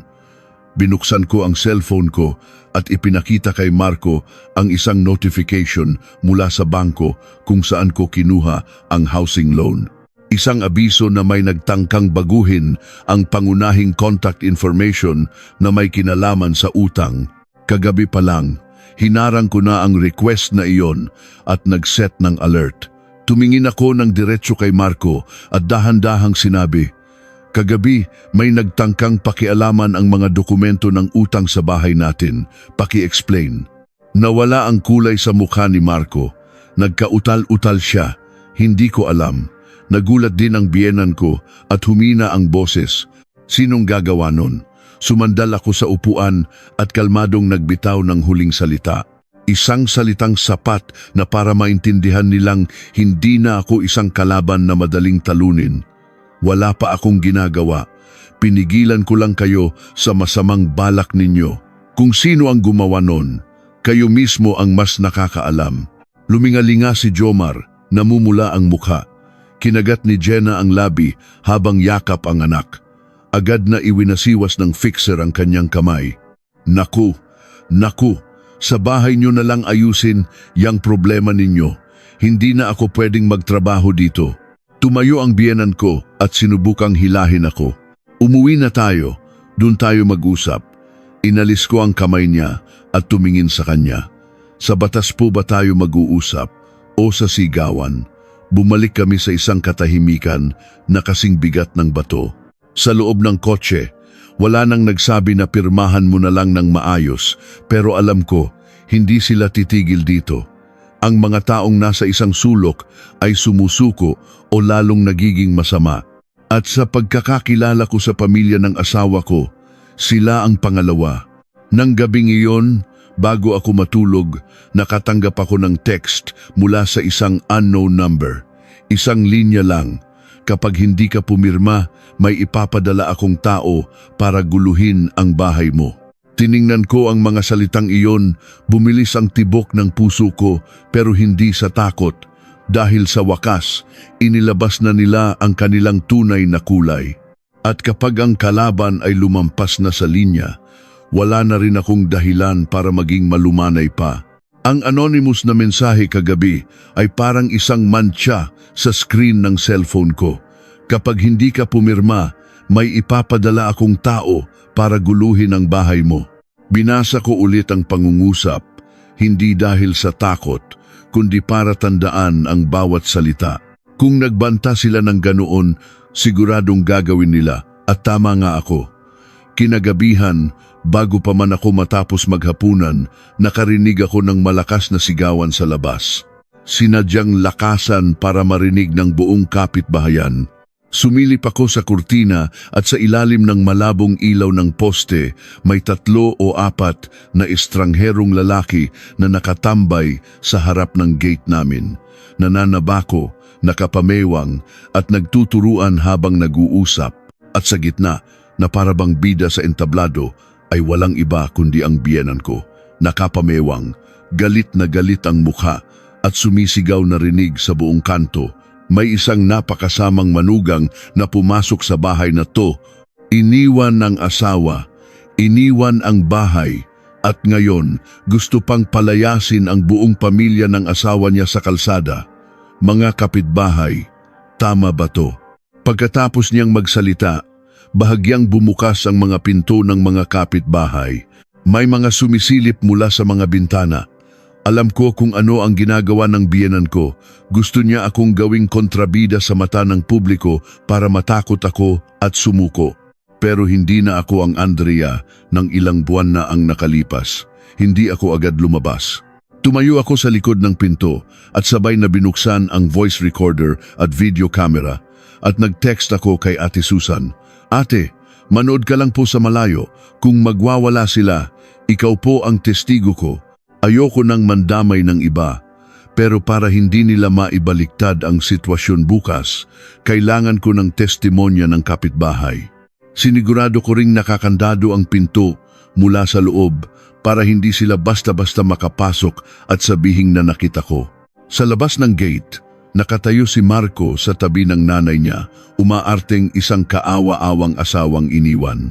Sa isang boses na puno ng drama, sinadya niyang lakasan ng sigaw.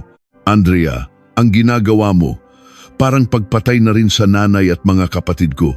Gusto mo bang mamatay kaming lahat sa gutom? Nang marinig ko iyon, halos matawa ako. Para bang hawak ko ang lahat ng pagkain sa buong lugar. Samantalang siya mismo ang nagyabang na bubuhayin ang buong pamilya gamit ang bahay ng asawa niya. Nandoon din ang hipag kong si Jenna. At tulad ng narinig kong plano nila, ginamit niya ang pinakamaruming paraan, paninirang puri. Sa isang matinis na boses, sumigaw si Jenna, Ate, may tinatago ka, kaya nagtatago ka diyan sa loob.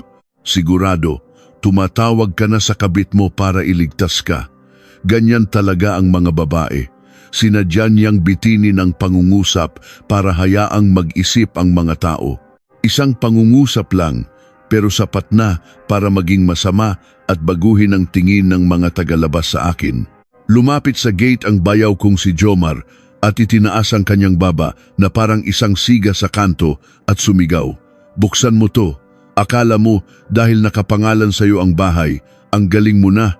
Tingnan natin kung kaya mong mabuhay na pinandidirihan ng lahat. Pagkatapos, tumingin siya sa mga estrangherong lalaki at ngumisi. Akala niya dahil may pera siya, hari na siya ng mundo. Nakatayo ako sa likod ng pinto. Bumibilis ang tibok ng puso ko, pero napakalinaw ng isip ko. Hinihintay nilang lumabas ako at mawala sa sarili para kunan nila ako ng video habang sumisigaw at i-post sa internet o ipakalat sa mga tao. Hindi ko sila bibigyan ng pagkakataong iyon. Huminga ako ng malalim at binuksan ang pinto, pero hindi ako tuluyang lumabas. 3 hakbang lang sa loob mismo ng pintuan. Isang distansya kung saan kitang-kita ng kamera ang lahat ng mukha nila at malinaw na maririnig ng mga kapitbahay ang boses ko. Tiningnan ko ang mga estrangherong lalaki at tumingin sa bayaw kong si Jomar at napakakalmadong nagtanong, sino ang nagpadala ng text na may ipapadala siyang tao para guluhin ang bahay na to? Natigilan silang lahat. Siguro hindi nila inaasahan na ganun ako kadiretso. Agad na nagsimulang umarte ang biyenan ko. Matalim ang boses pero pilit na nagpapakabait. Anong banta? Nandito lang ako para makipag-usap. Manugang ka pero pati pulis idinadamay mo sa problema ng pamilya. Kahiya-hiya ka. Kaninong bahay to para magdala ka ng tagalabas?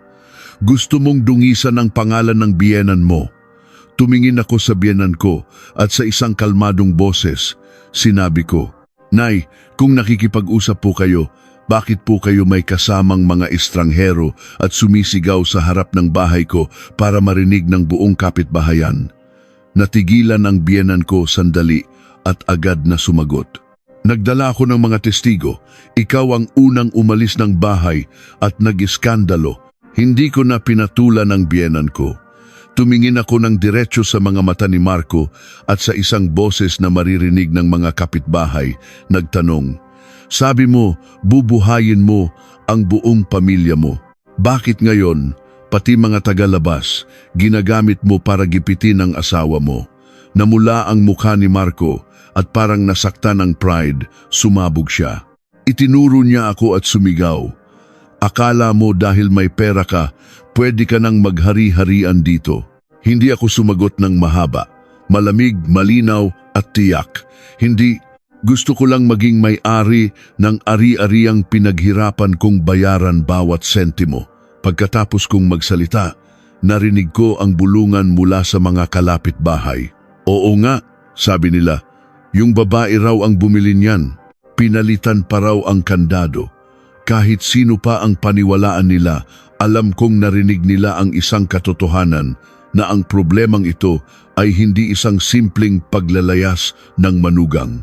Naramdaman ng bayaw kong si Jomar na hindi na pabor sa kanila ang sitwasyon at sumenyas sa isang estrangherong lalaki.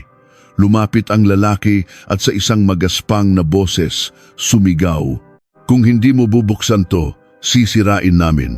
At lumapit siya sa gate at pinalo ito ng malakas. Noong ako pa ang dating Andrea, siguradong natakot ako, nagmakaawa at nagpaliwanag. Pero noon, kakaiba ang kalma ko. Tumingin ako ng diretsyo sa estrangherong lalaki at sa buong grupo at sa isang boses na maririnig ng mga kapitbahay, dahan-dahan pero may diin, sinabi ko, "Sige, subukan ninyong sirain. Ang sandaling gumawa kayo ng krimen ang siyang kailangan ko." Sa isang salitang iyon, natigilan sila. Siguro, sanay lang sila sa mga taong natatakot, sa mga taong sumusuko agad para protektahan ang kanilang reputasyon. Pero hindi ko na kailangan ang ganoong klaseng reputasyon. Ang kailangan ko ay hangganan at hustisya. Nanlisik ang mga mata ng biyenan ko. "Hinahamon mo ba ako?" Tumingin ako sa biyenan ko at sa isang boses na hindi mataas, isang salita lang ang binitiwan ko. "Hindi ko po kayo hinahamon.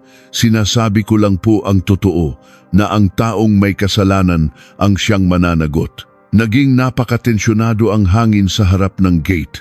Ang estrangherong lalaki ay nakatayo pa rin na parang sisirain ang pinto, pero dahil hindi ako natinag at dumarami na ang mga kapitbahay na nanonood, nag-aalangan na siya.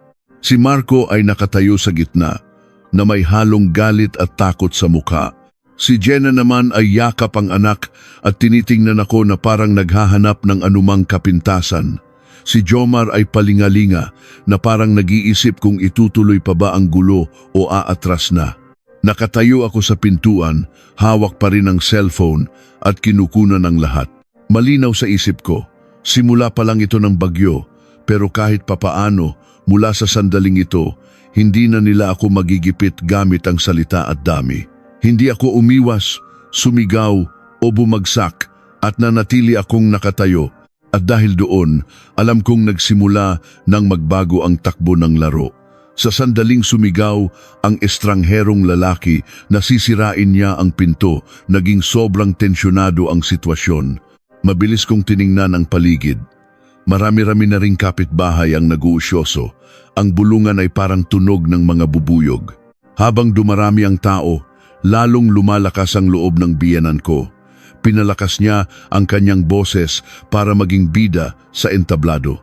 Tingnan ninyo, isang manugang, pinalalayas ang kanyang biyenan sa kalsada. Dahil lang sa bahay niya, ginagawa niyang pulubi ang kanyang biyenan. Dinibdib ng biyenan ko ang kanyang sarili at umarting siya ang pinakakaawa-awang biktima sa lugar. Si Marco naman, seryoso ang mukha sa tabi niya na para bang hinihintay na lang na magalit ako. Kapag nagalit ako, may dahilan na siyang sabihing bastos ako. Hindi ko siya binigyan ng pagkakataon. Huminga ako ng malalim at kinuha ang cellphone ko para tawagan ulit ang Homeowners Association. Isang pangungusap lang, maikli at matatag. May mga estrangherong tao sa harap ng bahay namin na nagbabantang sirain ang ari-arian ko. Pakicheck po. Pagkatapos ng tawag, hindi ko na pinatulan ang biyenan ko. Tumingin ako ng diretso sa kanya at sa isang kalmado pero malakas na boses, sinabi ko, dahil gusto ninyong marinig ng mga tao, ipaparinig ko rin sa kanila. Sa harap ng lahat, inon ko ang speakerphone at pinatugtog ang recording na kinuha ko sa sala kagabi. Ang boses ng bayaw kong si Jomar ay malinaw na umalingaw-ngaw sa buong kanto. Bukas, dalhin mo yang babaeng yan sa notaryo. Sabihin mo, residence certificate lang, huwag mong babanggitin ang spa. Siguradong mataas na ang depensa nun. Nagulat ang mga kapitbahay. May bumulong, naku, niloloko pala nila. Nagsimulang tingnan ng mga tao ang biyenan ko sa ibang paraan. Si Jenna, nagtago sa likod ni Marco, namumutla. Ang biyenan ko, natigilan at parang isang tigring inatake sa kanyang lungga, sumugod sa akin. Sinubukan niyang agawin ang cellphone ko. Sinungaling, gawa-gawa mo lang yan. Gusto mong sirain ang pamilya namin. Mabilis kong iniwas ang kamay ko at sa isang matalim na boses na hindi pasigaw sinabi ko, hindi po ito gawa-gawa. Totoong boses po ito. Narinig ninyong lahat, di ba? Hindi ko po kayo sinisiraan. Kayo po mismo ang nagsabi niyan. Si Marco, na parang nasa isang sulok, namumula ang mga mata at umungol. Nilagay mo kami sa patibong. Lihim kang nakinig at nag-record para ipahiya kami. Tumingin ako ng diretso sa kanya at isang salita lang ang isinagot ko. Hindi. Nirecord ko lang ang katotohanan. Si Jomar, nang makitang nasa alanganin ang nanay niya, sumigaw para ipagtanggol. Anong katotohanan? Gusto mo ng away, ha? Akala mo matatakot kami diyan sa recording mo? Sumenya siya sa mga estrangherong lalaki. Hindi ko sila hinayaang ibahin ang usapan. Agad kong binago ang direksyon ng atake. Binuksan ko ang isa pang folder sa cellphone ko at itinaas ang screenshot ng notification tungkol sa pagpapalit ng password ng Meralco account ko para makita ng mga kapitbahay. At malinaw kong sinabi, kagabi, pinalitan ang password ng Meralco account ko. Kahapon, pinalitan ang kandado ng gate. Hindi ito simpleng pakikitira lang, ito ay pag-agaw ng karapatan. Sumubok sumagot ang biyenan ko pero napigilan ng bulungan ng mga kapitbahay. Tumingin ako ng diretso sa kanya at sinabi ko, magkaiba po ang pakikitira at pag-agaw ng bahay. Ang pagpapalit ng kandado ng bahay ng iba nang walang pahintulot ay trespassing. Namula ang biyenan ko at sinubukang bawiin ang kontrol. Bahay ito ng anak ko. Conjugal property yan. Akala mo dahil nakapangalan sa'yo, ikaw na ang hari. Agad akong sumagot. Malamig at kalmado. Kung conjugal property, dapat pinag-usapan. Ano po ang tawag sa lihim na pagpapalit ng kandado at pamimilit na pumirma sa dokumento? At noon, isang malakas na kalabog ang umalingaw-ngaw sa kanto nang sipain ni Jomar ang gate para manakot. Agad kong itinuro ang ginawa niya at pinalakas ang boses. Yan po ang tinatawag na malicious mischief. Lumapit din ang isang estrangherong lalaki at pinalo ang pinto. Nakita mo, sisirain talaga namin to. Hindi ako umatras. Itinutok ko ang cellphone sa mukha niya at malakas at malinaw na nagtanong, sino ka? Bakit ka nandito? Kamag-anak ka ba namin? O kaninong kamag-anak ka? Natigilan ang lalaki. At noon, si Ate Susan sa kabilang kalsada sa sobrang galit ay napasigaw. Naku, yung lalaking yan, nakita ko yan sa fixer's office sa kanto noong isang araw. Ang salitang iyon ay parang isang martilyo. Nagbulungan ang mga kapitbahay at ang ilan ay tumingin sa mga estrangherong lalaki nang may pagdududa. May bumulong, pati fixer, dinala pa. Halatang nagulat ang biyenan ko at si Jenna ay umatras. At si Marco, sa unang pagkakataon, nakita kong tuluyang gumuho ang mukha niya para siyang isang taong nalulunod sa putik at hindi alam kung paano aahon. Lumingon si Marco kay Jomar at umunggol pero may halong takot sa boses niya. Kuya, anong ginagawa mo? Bakit ka nagdala ng tagalabas? Natigilan si Jomar sandali at sumigaw. Natatakot ka ba? Ikaw ang lalaki sa pamilyang to. Agad na ginamit ng biyenan ko ang pagkakataon para manatili sa kontrol. Pinagalitan niya si Marco. Tumahimik ka. Dapat sa nanay ka kumakampi. Pero noon, hindi na pumanig sa biyenan ko ang opinyon ng mga kapitbahay. Dumating na ang staff ng Homeowners Association. Nakita niya ang mga taong nagkukumpulan. Narinig ang tungkol sa pilitan sa pagpirma, pagpapalit ng kandado at banta ng paninira at naging seryoso ang mukha niya. Lumapit ako at malinaw na sinabi, "Paki-check po." Ginagamit nila ang mga estrangherong tao para gipitin ako at nagbabantang sirain ang ari-arian ko. Mayroon po akong recording at threat message.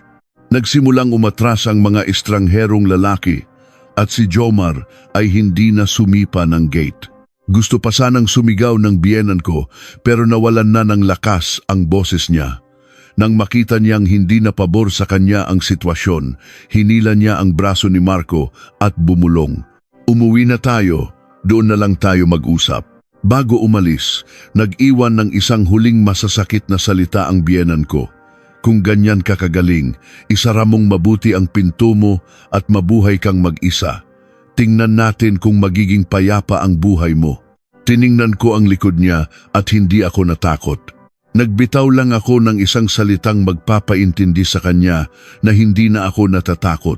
Kung magiging payapa po ba ang buhay ko o hindi, ang batas po ang magdedesisyon, hindi kayo, umalis sila. Pero alam kong hindi pa ito ang katapusan. Isang hakbang lang itong paatras para makapag-isip sila ng panibagong plano at napagtanto ko. Nang iparinig ko ang recording sa harap ng buong kapitbahayan, tuluyan nang nawala ang anumang pag-asang maayos pa ang relasyon namin. Pagkatapos ng gulo sa harap ng gate, inakala kong mananahimik na sila pansamantala. Nahubaran na sila ng maskara sa harap ng ibang tao. Pero mas makapal pala ang mukha ng mga taong sakim. Nang hindi nila makuha ang bahay gamit ang pirma ko, gumamit sila ng ibang paraan. Gamitin ang pirma ni Marco bilang pain at ipasa sa akin ang responsibilidad. Makalipas ang 2 araw, habang nagtatrabaho ako sa supermarket, may tumawag na unknown number. Ang boses sa kabilang linya ay magalang pero malamig. Si Miss Andrea Reyes po ba ito? Mula po kami sa bangko. May natanggap po kaming request para sa pagbabago ng impormasyon sa inyong housing loan. Kailangan po ninyong pumunta dito. Nang marinig ko iyon, humigpit ang hawak ko sa ballpen. Agad akong nagtanong, sino po ang nag-request? Sumagot ang kausap ko, hindi po namin pwedeng sabihin sa telepono. Malalaman ninyo po pagdating ninyo dito. Pagkababa ng tawag, ilang segundo akong natigilan. Isang ideya lang ang pumasok sa isip ko. Ngayon, utang naman ang gagamitin nila. Kung hindi maagaw ang ari-arian, gagawin nilang pasanin para ako na mismo ang sumuko. Ganyan lagi ang mga taong sakim. Aagawin ang ari-arian o gagawing pasanin ang ari-arian. Nagpaalam ako sa manager ko at agad na pumunta sa bangko. Doon, ipinakita sa akin ng staff ang kopya ng mga dokumento. Nakasulat doon ang tungkol sa co-maker at may mga bakas ng pagbabago sa loan information. Hindi ko na binasa lahat. Ang mahalagang linya at ang pirma lang ang tiningnan ko at nakilala ko ang pirma ni Marco. Hindi eksaktong kapareho, pero alam kong siya ang pumirma. Nanlamig ang mga kamay ko. Hindi ako nag-iskandalo. Magalang akong nagsalita. Kailangan ko pong makita ang orihinal na kopya at i-verify ito. Pagkalabas, sa parking lot, agad kong tinawagan si Marco. Walang pakialam siyang sumagot. "Oh, bakit na naman, Andrea?" Diretsahan kong tinanong. "Anong dokumento ang pinirmahan mo?" Natahimik ang kabilang linya. Pagkatapos, sumigaw si Marco. "Wala akong pinirmahan. Residence certificate lang ng mga kapatid ko. Huwag kang mag-isip ng kung ano-ano." Nang marinig ko ang residence certificate, nanlamig ang buo kong katawan. Parehong-pareho sa patibong sa fixer's office. Pasigaw kong tinanong, saan at kailan ka pumirma? Nagmamadaling sumagot si Marco. Noong isang araw, sabi ni nanay at kuya, kailangan daw madaliin kaya pinirmahan ko na lang. Anong big deal doon? Napangisi ako, pero walang saya sa ngiti ko. Hindi big deal?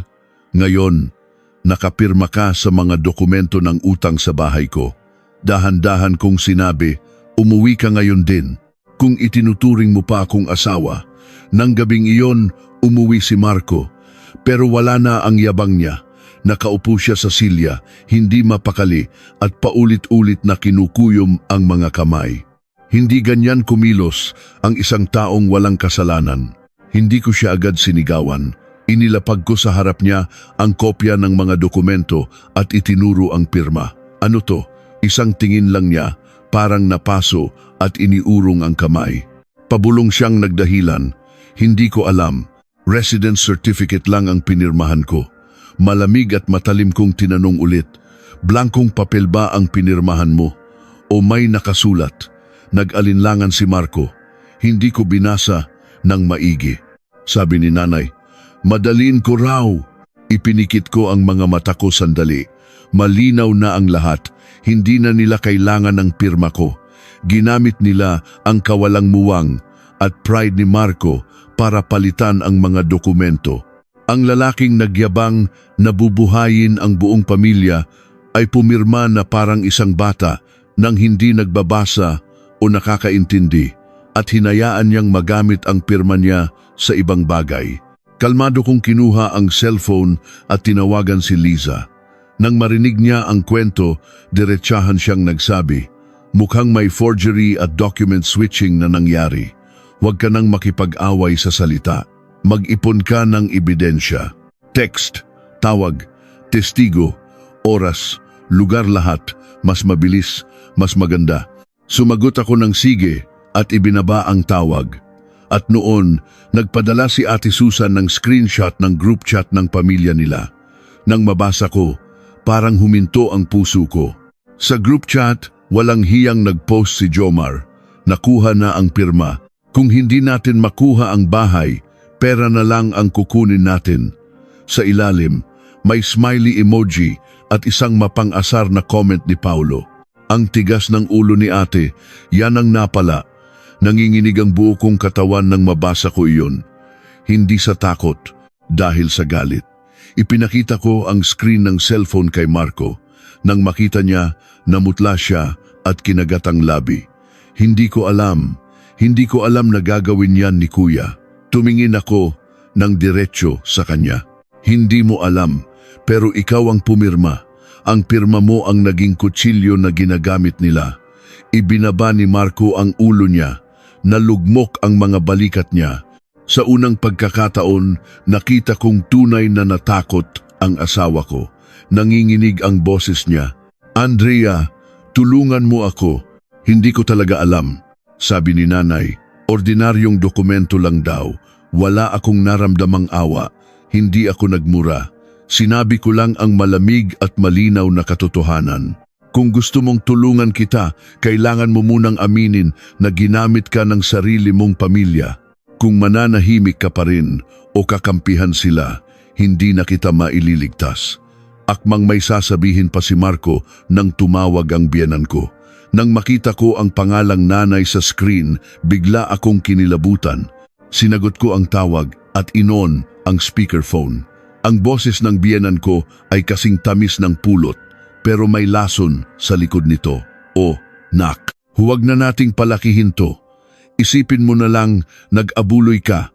Magkano lang naman yan? Ituring mong bayad sa utang na loob. Pagkatapos, ako na ang bahalang magpatigil sa mga kapatid mo. Agad akong nagtanong, magkano po? Walang pakialam na sumagot ang biyenan ko na parang nanghihiram lang ng 20. Hindi malaki, halaga lang ng bahay na to. Tumawa ako ng malakas. Nagulat si Marco at napatingin sa telepono. Malinaw kong sinabi bawat salita. Nay, pakisabi po yan sa harap ng anak ninyo para marinig niya kung paano kayo naniningil ng utang na loob. Natahimik ang kabilang linya. Pagkatapos, nanlamig ang boses ng biyenan ko at lumabas ang tunay na kulay. Huwag kang bastos. Kapag hindi mo ibinigay ang pera, may kalalagyan ka sa akin. Maikli akong sumagot. May ginawa na po kayo. At nakarecord po ang usapan na to. Pinatay ko ang tawag. Sa sala, si Marco ay nakaupo na parang wala sa sarili. At sa mahabang panahon, naramdaman kong hindi na ako nag-iisa. Hindi dahil kumampi si Marco, kundi dahil ang katotohanan ang kumampi sa akin. Pero hindi basta-basta sumuko ang pamilya niya. Nang gabing iyon, para magbigay ng huling banta, dinala ng biyenan ko ang lahat ng 5 kapatid ni Marco. Pinuno nila ang sala at itinuro ako ng biyenan ko na parang naguutos. Mula ngayon, hanggat hindi naaayos to, hinding-hindi ka na makakatapak sa bahay na to. Kung hindi mo ibibigay ang pera, huwag ka nang umasang makakasama pa kami. Tiningnan ko ang eksena at malinaw kong naintindihan. Ang kailangan nila ay hindi pamilya, kundi isang tropeo. At bago makuha ang tropeo, handa silang sirain ang lahat. Nang gabing iyon, matapos sumigaw ang biyenan ko at ang 5 kapatid ni Marco na nagpuno sa sala, hindi na ako nakipagtalo. Sayang lang ang oras sa mga taong itinuturing akong isang pitaka. Tahimik akong umakyat sa kwarto, isinara ang pinto at matagal na naupo sa gilid ng kama. Iisa lang ang nasa isip ko. Kung magpapadala ako sa emosyon, malulunod ako sa gulo nila. Kailangan kong gawin ang kabaligtaran. Ako mismo ang magbabago ng takbo ng laro. Kinaumagahan, tinawagan ko si Liza at pinakiusapan na i-print at ayusin ang lahat ng kinakailangang dokumento. At muli, pinakiusapan ko si Ate Susan na maging testigo kung sakaling kailanganin. Pagkatapos maghanda, nagpadala ako ng isang maikli at malinaw na mensahe sa group chat ng pamilya nila. Ngayong 7 p.m., magkita-kita tayong lahat sa sala. Ang hindi darating, bahala na sa kahihinatnan. Wala na akong ibang sinabi. Walang paliwanag, walang pagmamakaawa. Gusto kong maintindihan nila na hindi na ako makikipag-usap bilang isang manugang na dapat magtiis. Eksaktong 10 p.m., ang sala namin ay parang isang conference room na puno ng tao. Ang biyenan ko ay nakaupo sa gitna, nakasimangot, pero may kakaibang tagumpay sa kanyang mga mata. Para bang iniisip niyang, sa wakas, sumuko na ako. Si Marco, pagod na nakaupo sa tabi ng nanay niya. Ang 5 kapatid niya ay nakahanay sa magkabilang panig. Si Jomar, mayabang pa ring nakasandal. Si Jenna, yakap ang anak at tahimik. Si Paulo, naka-4. At ang mga nakababatang sina Jimboy at Ronel, na may halong kuryosidad at takot sa kanilang mga mata. Tulad ng dati, sinimulan ng biyenan ko ang isang sermon. Ang babae, kapag nag-asawa, dapat sumunod sa patakaran ng pamilya ng asawa. Kapag marami sa pamilya, dapat marunong magtiis at magsakripisyo. Hindi yung puro pera ko ang bukang bibig. Para siyang nagbibigay ng leksyon sa buong kapitbahayan. Hindi ito isang usapan ng pamilya. Tumingin ako ng diretsyo sa biyenan ko at pinutol agad ang kanyang mahabang pananalita. Patakaran po ba ng pamilya ang susundin o kasakiman? Pakilinaw po. Natahimik ang buong sala.